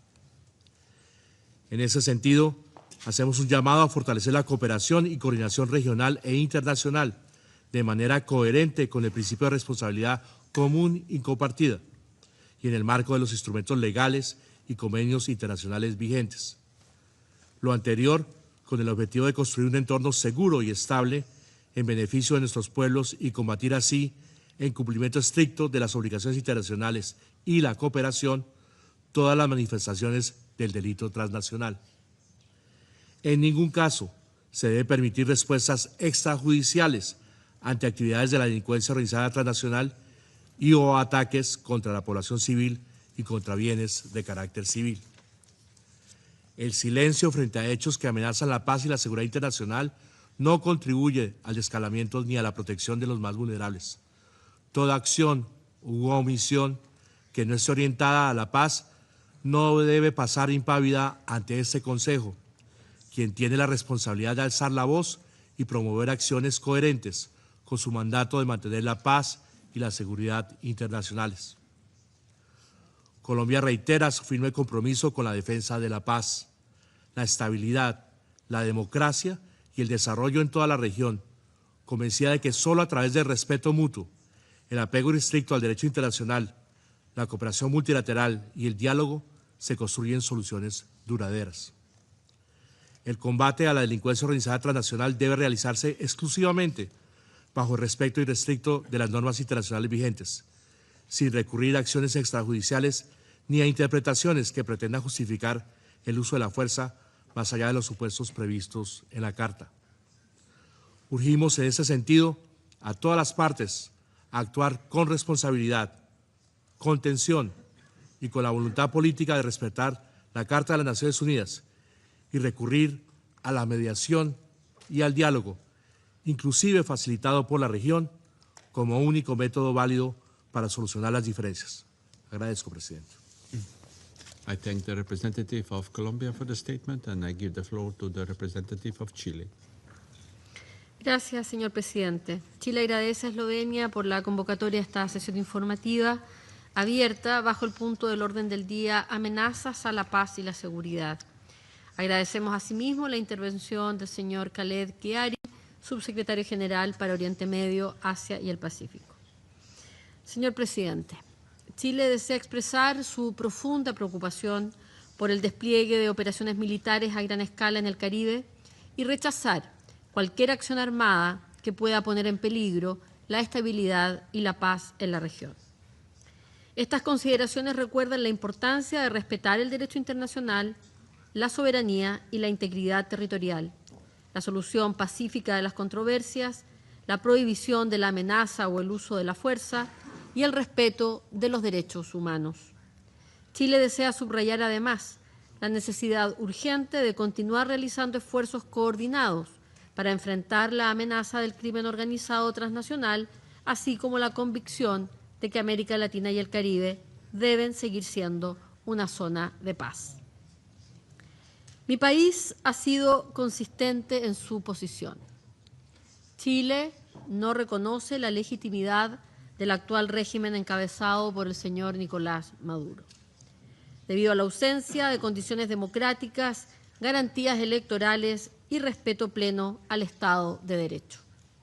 Al mismo tiempo, reafirmamos que nuestra postura se orienta siempre a la defensa del pueblo venezolano, cuyos derechos y dignidad deben situarse en el centro de cualquier consideración internacional. El escenario de tensión, como el que estamos observando, no nos hace olvidar el prolongado deterioro de las instituciones, las restricciones a los derechos civiles y políticos y la falta de espacios efectivos de participación democrática. A ello se suma una grave crisis humanitaria y migratoria que se ha convertido en una de las mayores situaciones de desplazamiento del mundo contemporáneo. Millones de venezolanas y venezolanos se han visto forzados a abandonar su país en busca de seguridad, atención básica y oportunidades, generando enormes desafíos humanitarios tanto dentro de Venezuela como en los países de acogida de la región, incluido el nuestro. En este contexto, Chile desea subrayar de manera especial los riesgos que implicaría cualquier escalada militar o conflicto armado. Una confrontación de esta naturaleza tendría consecuencias humanitarias devastadoras, profundizaría el sufrimiento de la población civil y agravaría aún más las dinámicas de desplazamiento, inseguridad y vulnerabilidad. Cualquier diferencia debe abordarse exclusivamente a través de medios pacíficos, en estricto respeto del derecho internacional, la soberanía de los Estados y la prohibición del uso o la amenaza de la fuerza. Señor presidente, frente a este escenario complejo, Chile considera valioso el papel que pueden desempeñar los mecanismos multilaterales de diálogo y prevención. En ese espíritu, vemos con especial atención el rol de las Naciones Unidas y, en particular, el papel que pueden jugar el secretario general y este mismo Consejo, con el consentimiento de las partes pertinentes para contribuir a la reducción de tensiones y a la búsqueda de entendimientos que favorezcan una salida pacífica y sostenible. El liderazgo prudente y la experiencia acumulada por nuestra organización pueden ser un apoyo relevante para evitar un mayor deterioro de la situación y para mantener abiertos los canales de comunicación. Señor presidente, nuestra convicción es clara. Los desafíos que enfrenta Venezuela no tienen una solución militar. Solo podrán abordarse mediante procesos pacíficos, graduales e inclusivos, que consideren las legítimas aspiraciones del pueblo venezolano y prioricen la protección de la población civil. Chile reitera su disposición a respaldar iniciativas constructivas que apunten en esa dirección y a trabajar junto a los países de la región y a la comunidad internacional en favor de la estabilidad, el entendimiento mutuo y el respeto de los principios que sustentan esta organización. Gracias, presidente. I thank the representative of Chile for the statement, and I give the floor to the representative of Argentina. Buenas tardes. La República Argentina agradece a la Presidencia de Eslovenia por la convocatoria de esta sesión informativa. Señor Presidente, la Argentina desea expresar que una vez más su profunda preocupación por la grave situación en Venezuela. Como ha manifestado en distintos foros, la Argentina considera que el régimen ilegítimo de Nicolás Maduro ha sumido a Venezuela en una grave crisis política, humanitaria y social, cuyos efectos trascienden el ámbito interno y repercuten negativamente en la estabilidad de América Latina y el Caribe. La persistencia de la impunidad y el debilitamiento del Estado de Derecho en Venezuela, la desestabilización política e institucional y la proyección del crimen organizado transnacional constituyen una amenaza concreta para la seguridad del hemisferio. Desde el inicio de la gestión del presidente Milei, la Argentina ha condenado con firmeza lo que está ocurriendo en Venezuela. La falta de libertad, la violación sistemática de derechos humanos, las detenciones ilegales y la desaparición forzada de opositores políticos, ciudadanos venezolanos y extranjeros, e incluso de niños y adolescentes. La paz, la libertad y la democracia en América Latina han sido puestas en jaque por un régimen carente de legitimidad política, que no permite elecciones libres ni democráticas y que desconoce la voluntad soberana del pueblo venezolano, expresada de manera contundente en las urnas en favor de Edmundo González Urrutia, a quien la Argentina reconoce como presidente electo en Venezuela. Señor presidente, la ocasión amerita recordar que Venezuela se encuentra suspendida del Mercosur desde 2017 por violar el protocolo de Ushuaia sobre compromiso democrático. El mismo establece la democracia como condición esencial para la integración regional, permitiendo la suspensión de cualquier Estado miembro en caso de ruptura del orden democrático o constitucional y aplicando sanciones automáticas para proteger los valores y el Estado de Derecho en la región. El restablecimiento del orden democrático y el respeto irrestricto de los derechos humanos en Venezuela se vuelven imprescindibles. En este contexto, el presidente Milei, en el marco de la cumbre de Mercosur del 20 de diciembre pasado, expresó: la Argentina saluda a la presión de los Estados Unidos para liberar al pueblo venezolano. Tampoco puede haber verdadera seguridad en América Latina mientras la vida, la libertad y la estabilidad de nuestros países se vean permanentemente amenazadas por el narcotráfico, el terrorismo y el crimen transnacional organizado. Estas redes se sostienen y se expanden gracias al amparo, la complicidad y la connivencia de regímenes como el que hoy impera en Venezuela.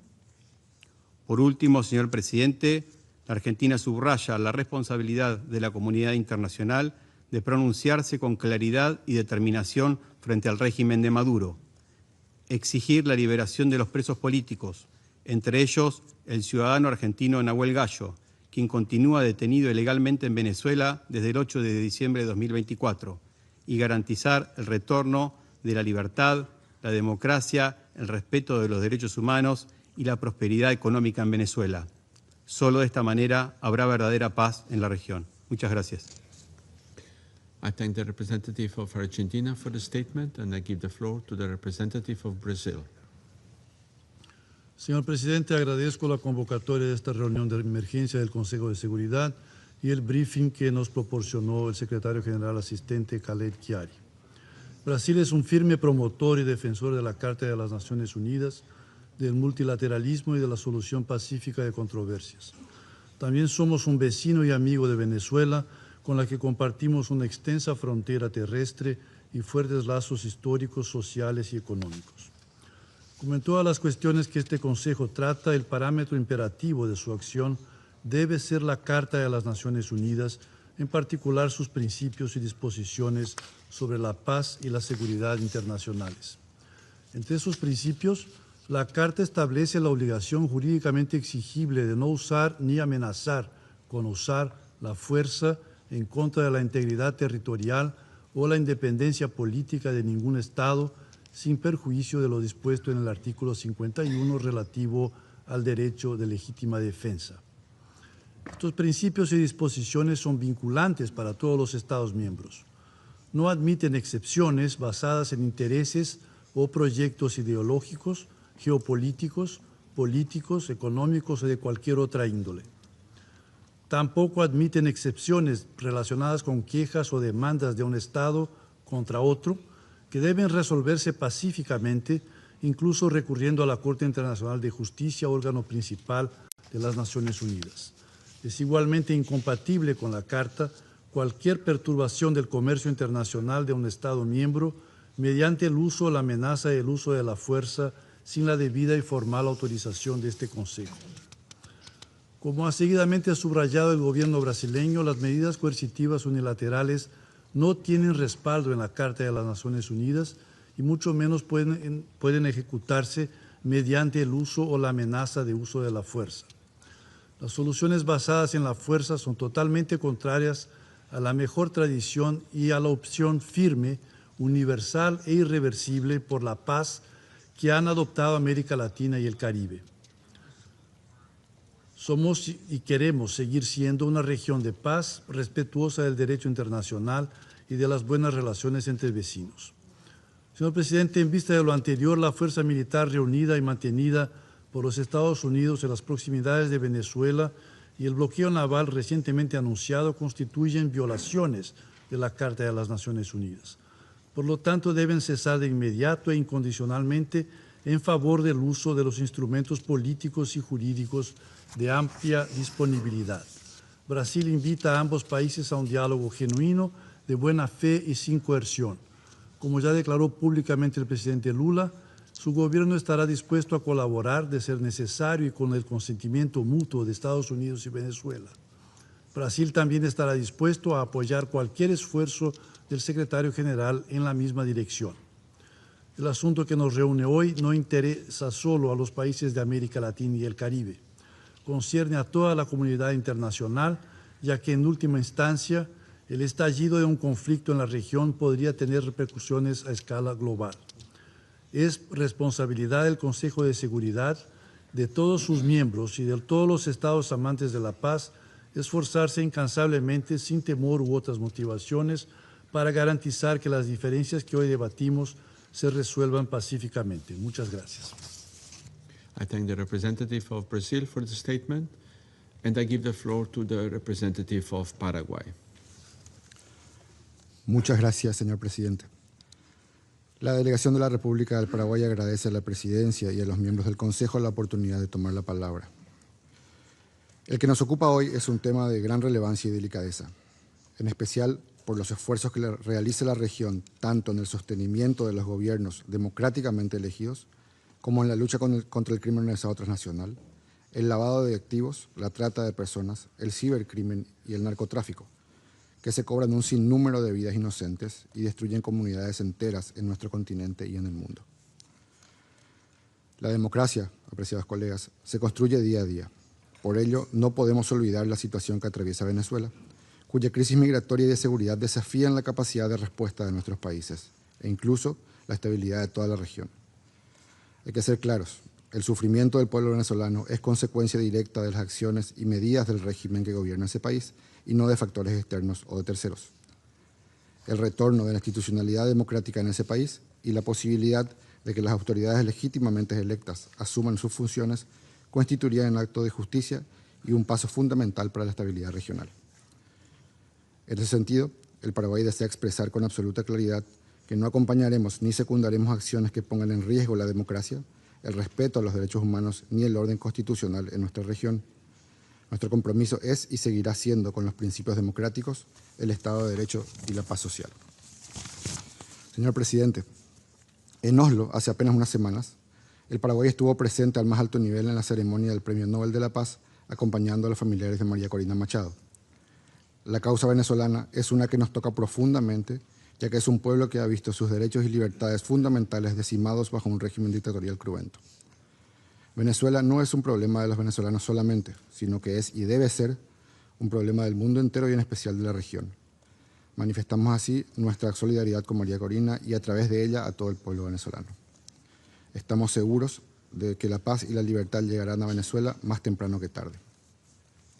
Señor presidente, finalmente subrayamos que la lucha contra el crimen organizado debe continuar realizándose en el marco del derecho internacional humanitario y con articulación de los mecanismos de defensa de la democracia, los principios fundamentales del derecho internacional, así como la protección y la promoción irrestrictas de los derechos humanos y de las libertades fundamentales.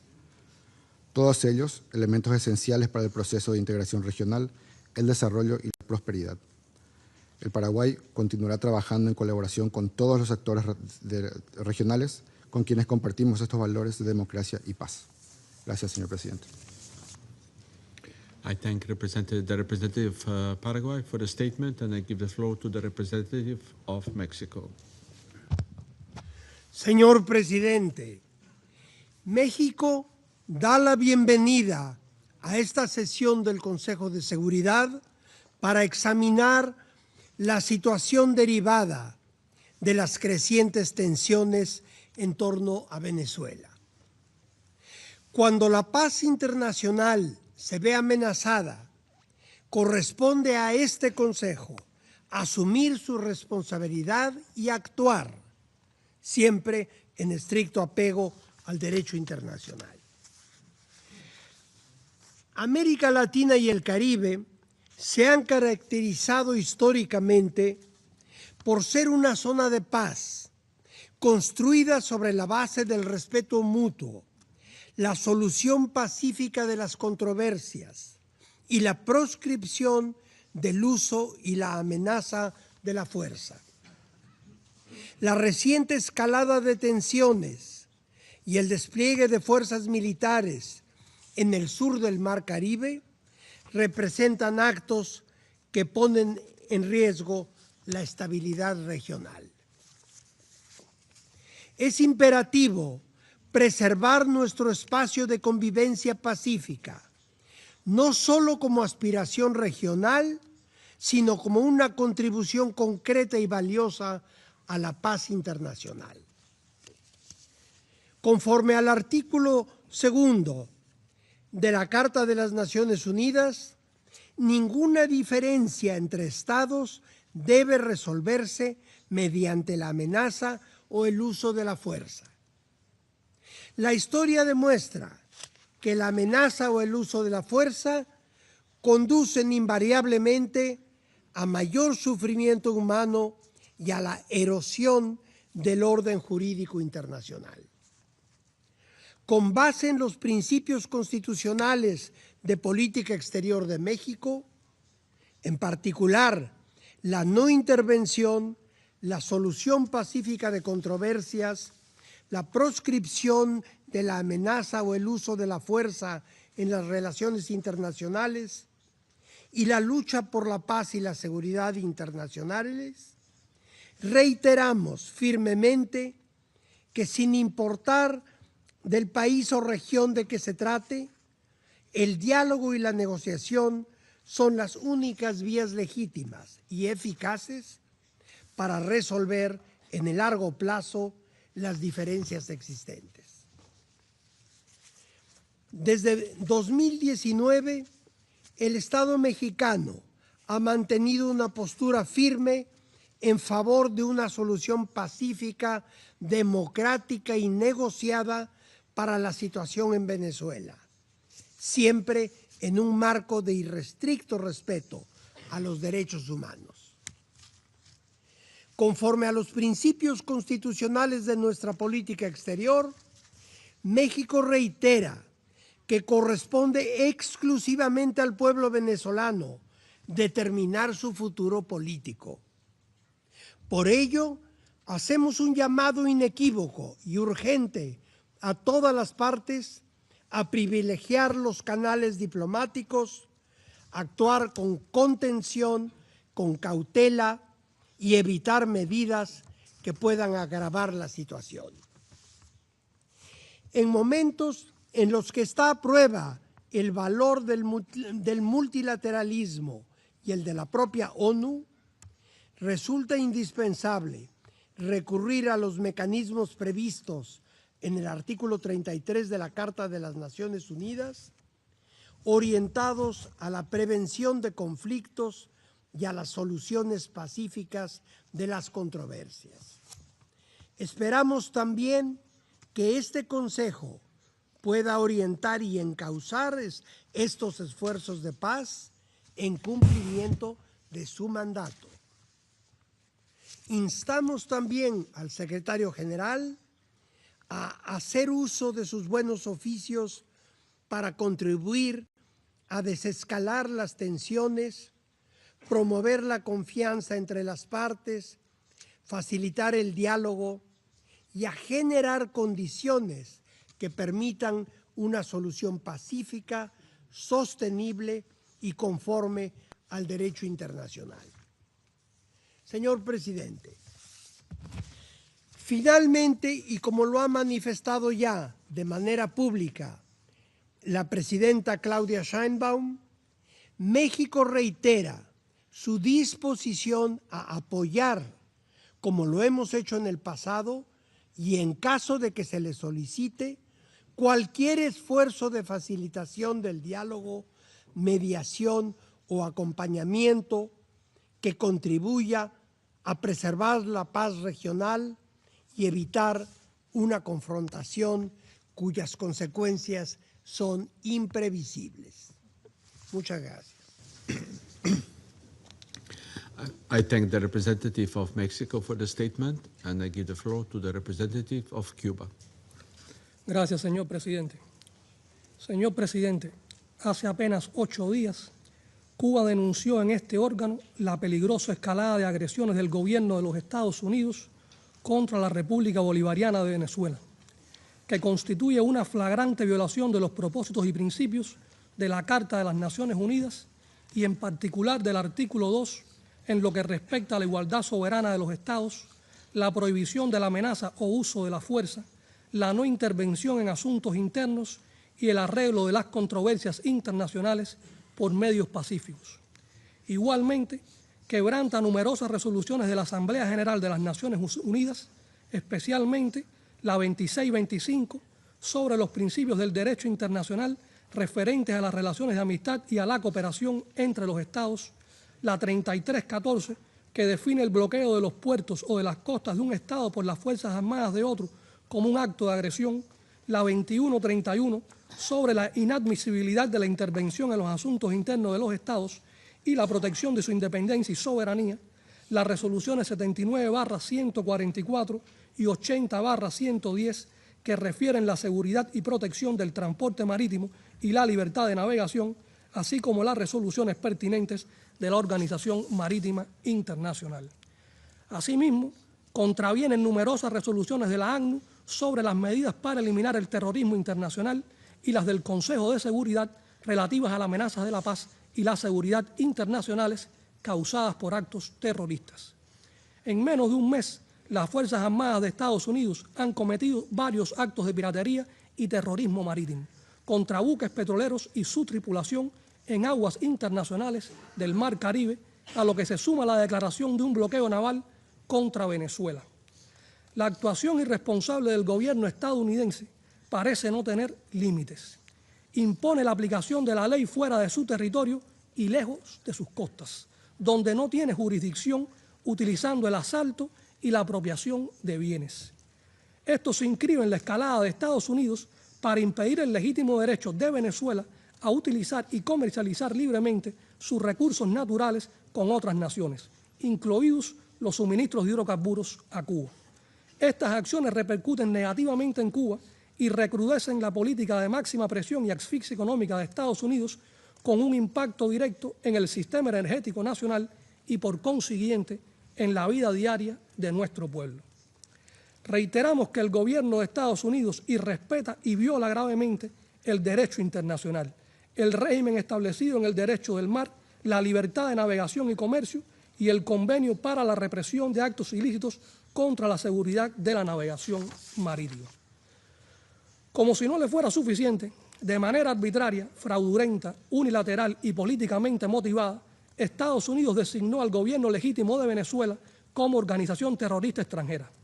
Se ratifica la falta de credibilidad de estas decisiones y la manipulación del terrorismo como un arma política. ¿Qué moral tiene el gobierno de Estados Unidos para estas designaciones cuando protege y financia organizaciones terroristas en su territorio, se niega a colaborar con países vecinos como Cuba en materia de terrorismo y habla abiertamente de acciones encubiertas y sabotajes de la CIA contra infraestructuras venezolanas? Solo persiguen aislar internacionalmente a la revolución bolivariana y chavista, aumentar la presión, escalar en una agresión con impredecibles consecuencias para la paz, la seguridad y la estabilidad de América Latina y el Caribe, y ampliar el exiguo apoyo a sus ataques ilegales. Resulta hipócrita que el país con el principal mercado de drogas en el mundo, desde cuyo territorio se financia este criminal negocio, promueva una guerra para supuestamente combatir ese flagelo en América Latina y el Caribe. Es claro que su propósito es justificar el costoso y extraordinario despliegue militar en la región con el que pretende agredir a Venezuela e impone su dominio hegemónico en el hemisferio. Alertamos a la comunidad internacional de estas provocaciones, que buscan escalar aún más la agresión contra territorio venezolano y apoderarse de sus recursos naturales. Venezuela y cualquier otro Estado agredido tiene derecho a la legítima defensa conforme al artículo 51 de la Carta. Todo esto se suma a las medidas coercitivas unilaterales, la asfixia económica, las campañas de descrédito y los ataques contra importantes instituciones de este país que forman parte de la guerra psicológica y el aumento de las presiones por parte del gobierno de Estados Unidos para derrocar al gobierno venezolano. Señor presidente, la nueva estrategia de seguridad nacional de Estados Unidos, que incluye el llamado corolario Trump a la doctrina Monroe, pretende hacer cumplir la idea de que el hemisferio occidental es su zona exclusiva de influencia, valida la peligrosa doctrina de la paz a través de la fuerza y consagra la guerra cognitiva como política de Estado. Refleja en sí misma los enormes desafíos que enfrenta la humanidad y, en particular, la región latinoamericana y caribeña. El actual gobierno estadounidense y su proyección hacia la región transgrede los preceptos de la proclama de América Latina y el Caribe como zona de paz. La política del gran garrote y la diplomacia de las cañoneras, con su criminal prontuario de agresiones y atropellos contra los pueblos, pertenece al pasado de nuestra región. No podemos permitir que sea el futuro. Reiteramos el llamado a la comunidad internacional a detener esta escalada contra un Estado soberano. El despliegue naval ostensible, exagerado e injustificado de las fuerzas estadounidenses en el Mar Caribe, junto a la deliberada amenaza de agresión militar contra la nación bolivariana, tiene consecuencias impredecibles para la estabilidad política, social y económica de toda la región. Ello revela un propósito hegemónico y criminal y requiere una condena universal. Señor presidente, rechazamos la prórroga de sanciones y medidas coercitivas unilaterales de la Unión Europea contra Venezuela, contrarias al derecho internacional y la Carta de las Naciones Unidas, que buscan aumentar la presión contra el gobierno venezolano y se alinean a los intereses agresivos y neocolonialistas estadounidenses. Cuba reafirma su total y firme apoyo al presidente constitucional Nicolás Maduro, a la revolución bolivariana y chavista y a su unión cívico-militar. Demandamos el respeto irrestricto a la soberanía, la independencia y el derecho de Venezuela a decidir libremente su destino sin injerencias externas.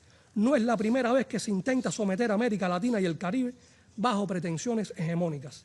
Estamos convencidos que no será tampoco la última en que los pueblos de la región sepan determinar su futuro y abogar por su legítimo derecho a vivir en paz. Muchas gracias.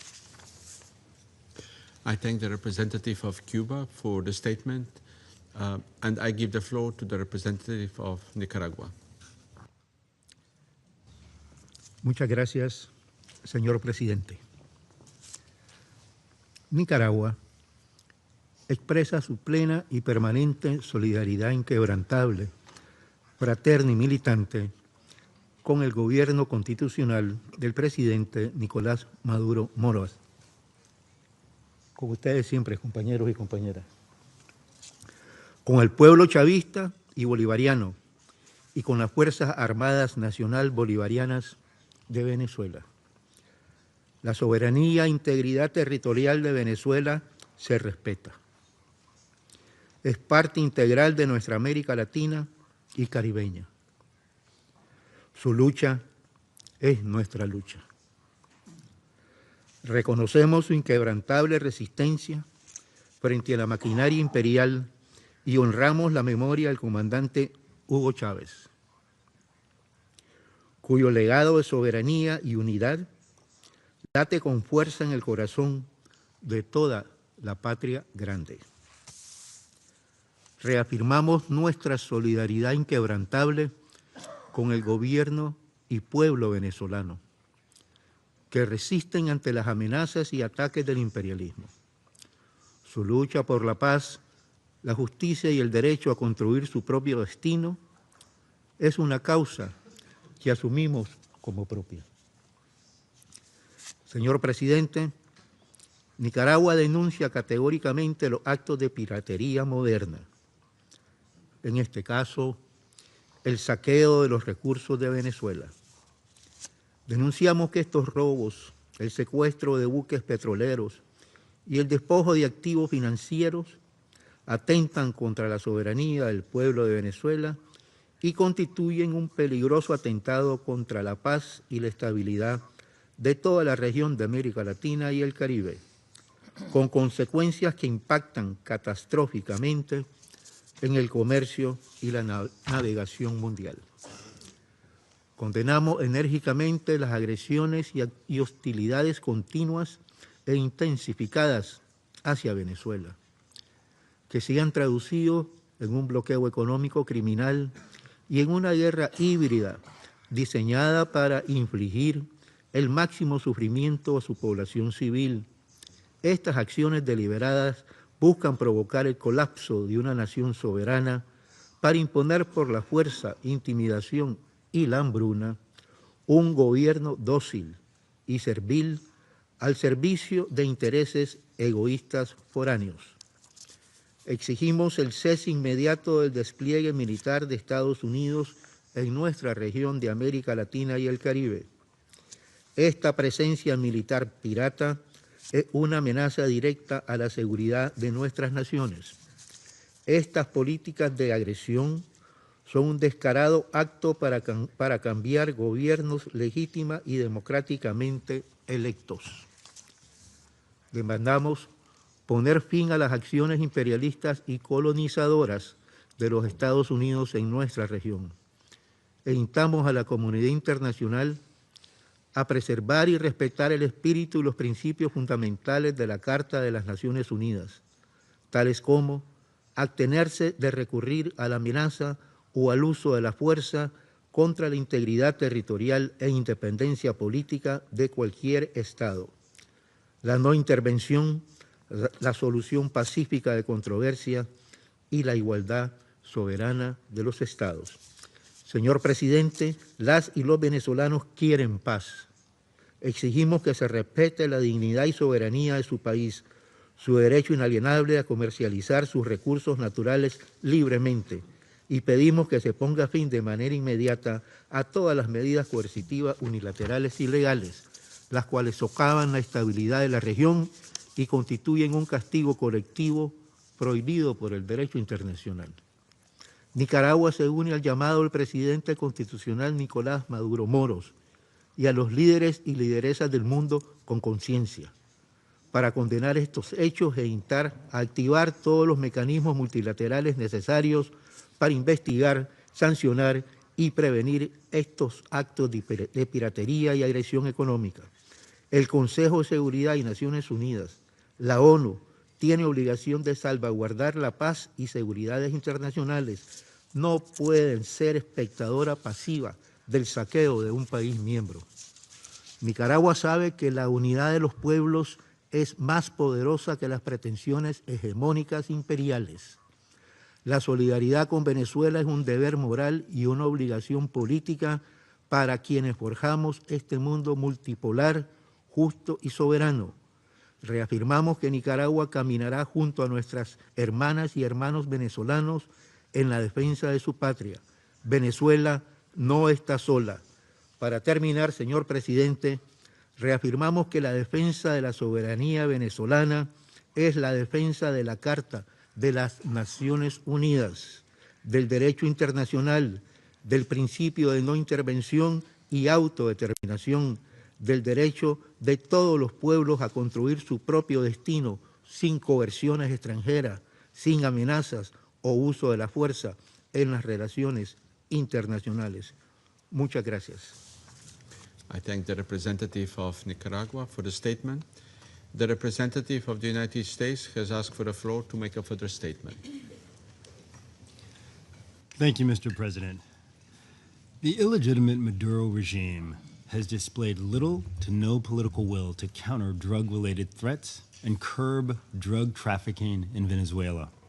In fact, it has facilitated the illicit production and distribution of narcotics, creating conditions that have allowed drug traffickers and other transnational criminal organizations to operate with impunity. It is necessary for the national security of the United States to act aggressively against these narco traffickers, as traditional drug interdiction methods have proven ineffective at stopping the flow. The United States will continue to take decisive actions to weaken the illegitimate regime and deny Maduro and his cronies access to illicit revenues. This includes profits from the sale of oil. As Secretary Rubio said just last week, the goal here is to bring security and stability to the hemisphere, to the region we live in, which has not received enough attention. To bring the elements of American power to achieve that, to do it in partnership with as many countries as are willing to work with us in that regard. That's the goal. And with that, I thank you, Mr. President. I thank the representative of the United States for the statement. The representative of Venezuela has asked for the floor to make a further statement.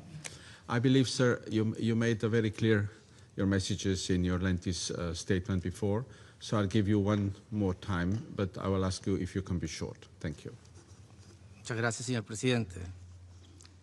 El gobierno de los Estados Unidos de América es recalcitrante en su posición de ignorar el derecho internacional y de mentir abiertamente con respecto a la realidad venezolana. ¿Qué tiene que ver un barco de petróleo con la droga? Absolutamente nada.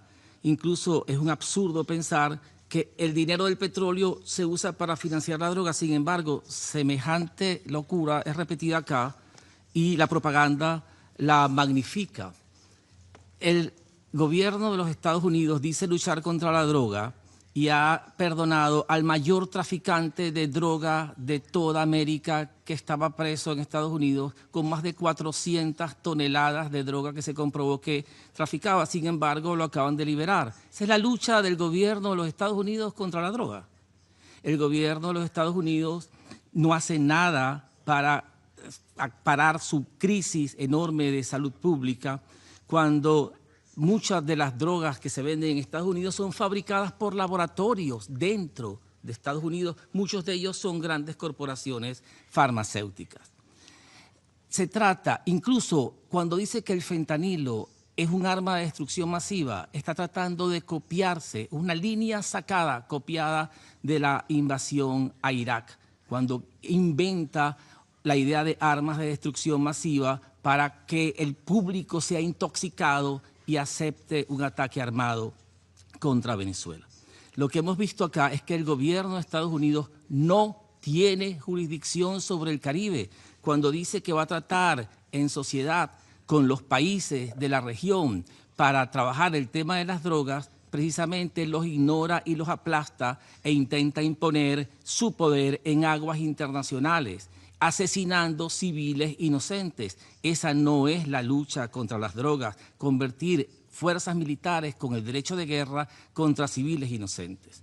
Pero sobre todo, se le cayó la cortina de humo cuando dice que quiere toda la industria de petróleo venezolana. Lo dijo el señor Steven Miller, que le devolvamos las tierras, las minas, las tierras raras. ¿Qué tiene que ver eso con las drogas? Se trata de saqueo, conquista, pillaje y destrucción. Se trata de la recolonización de Venezuela, se trata de la reconquista de todo el continente. Es la doctrina Monroe, que es infame y es vergonzosa. Pensábamos que había terminado hace más de 150 años. Señor presidente y todos los presentes acá, estamos ante la masiva violación de todo el derecho internacional y una inmoral e indecorosa propuesta que nosotros no podemos aceptar. Paremos la mentira, trabajemos con la verdad, trabajemos con la diplomacia. Muchas gracias, señor presidente. I thank the representative of Venezuela for the statement. There are no more names inscribed on the list of speakers. The meeting is adjourned.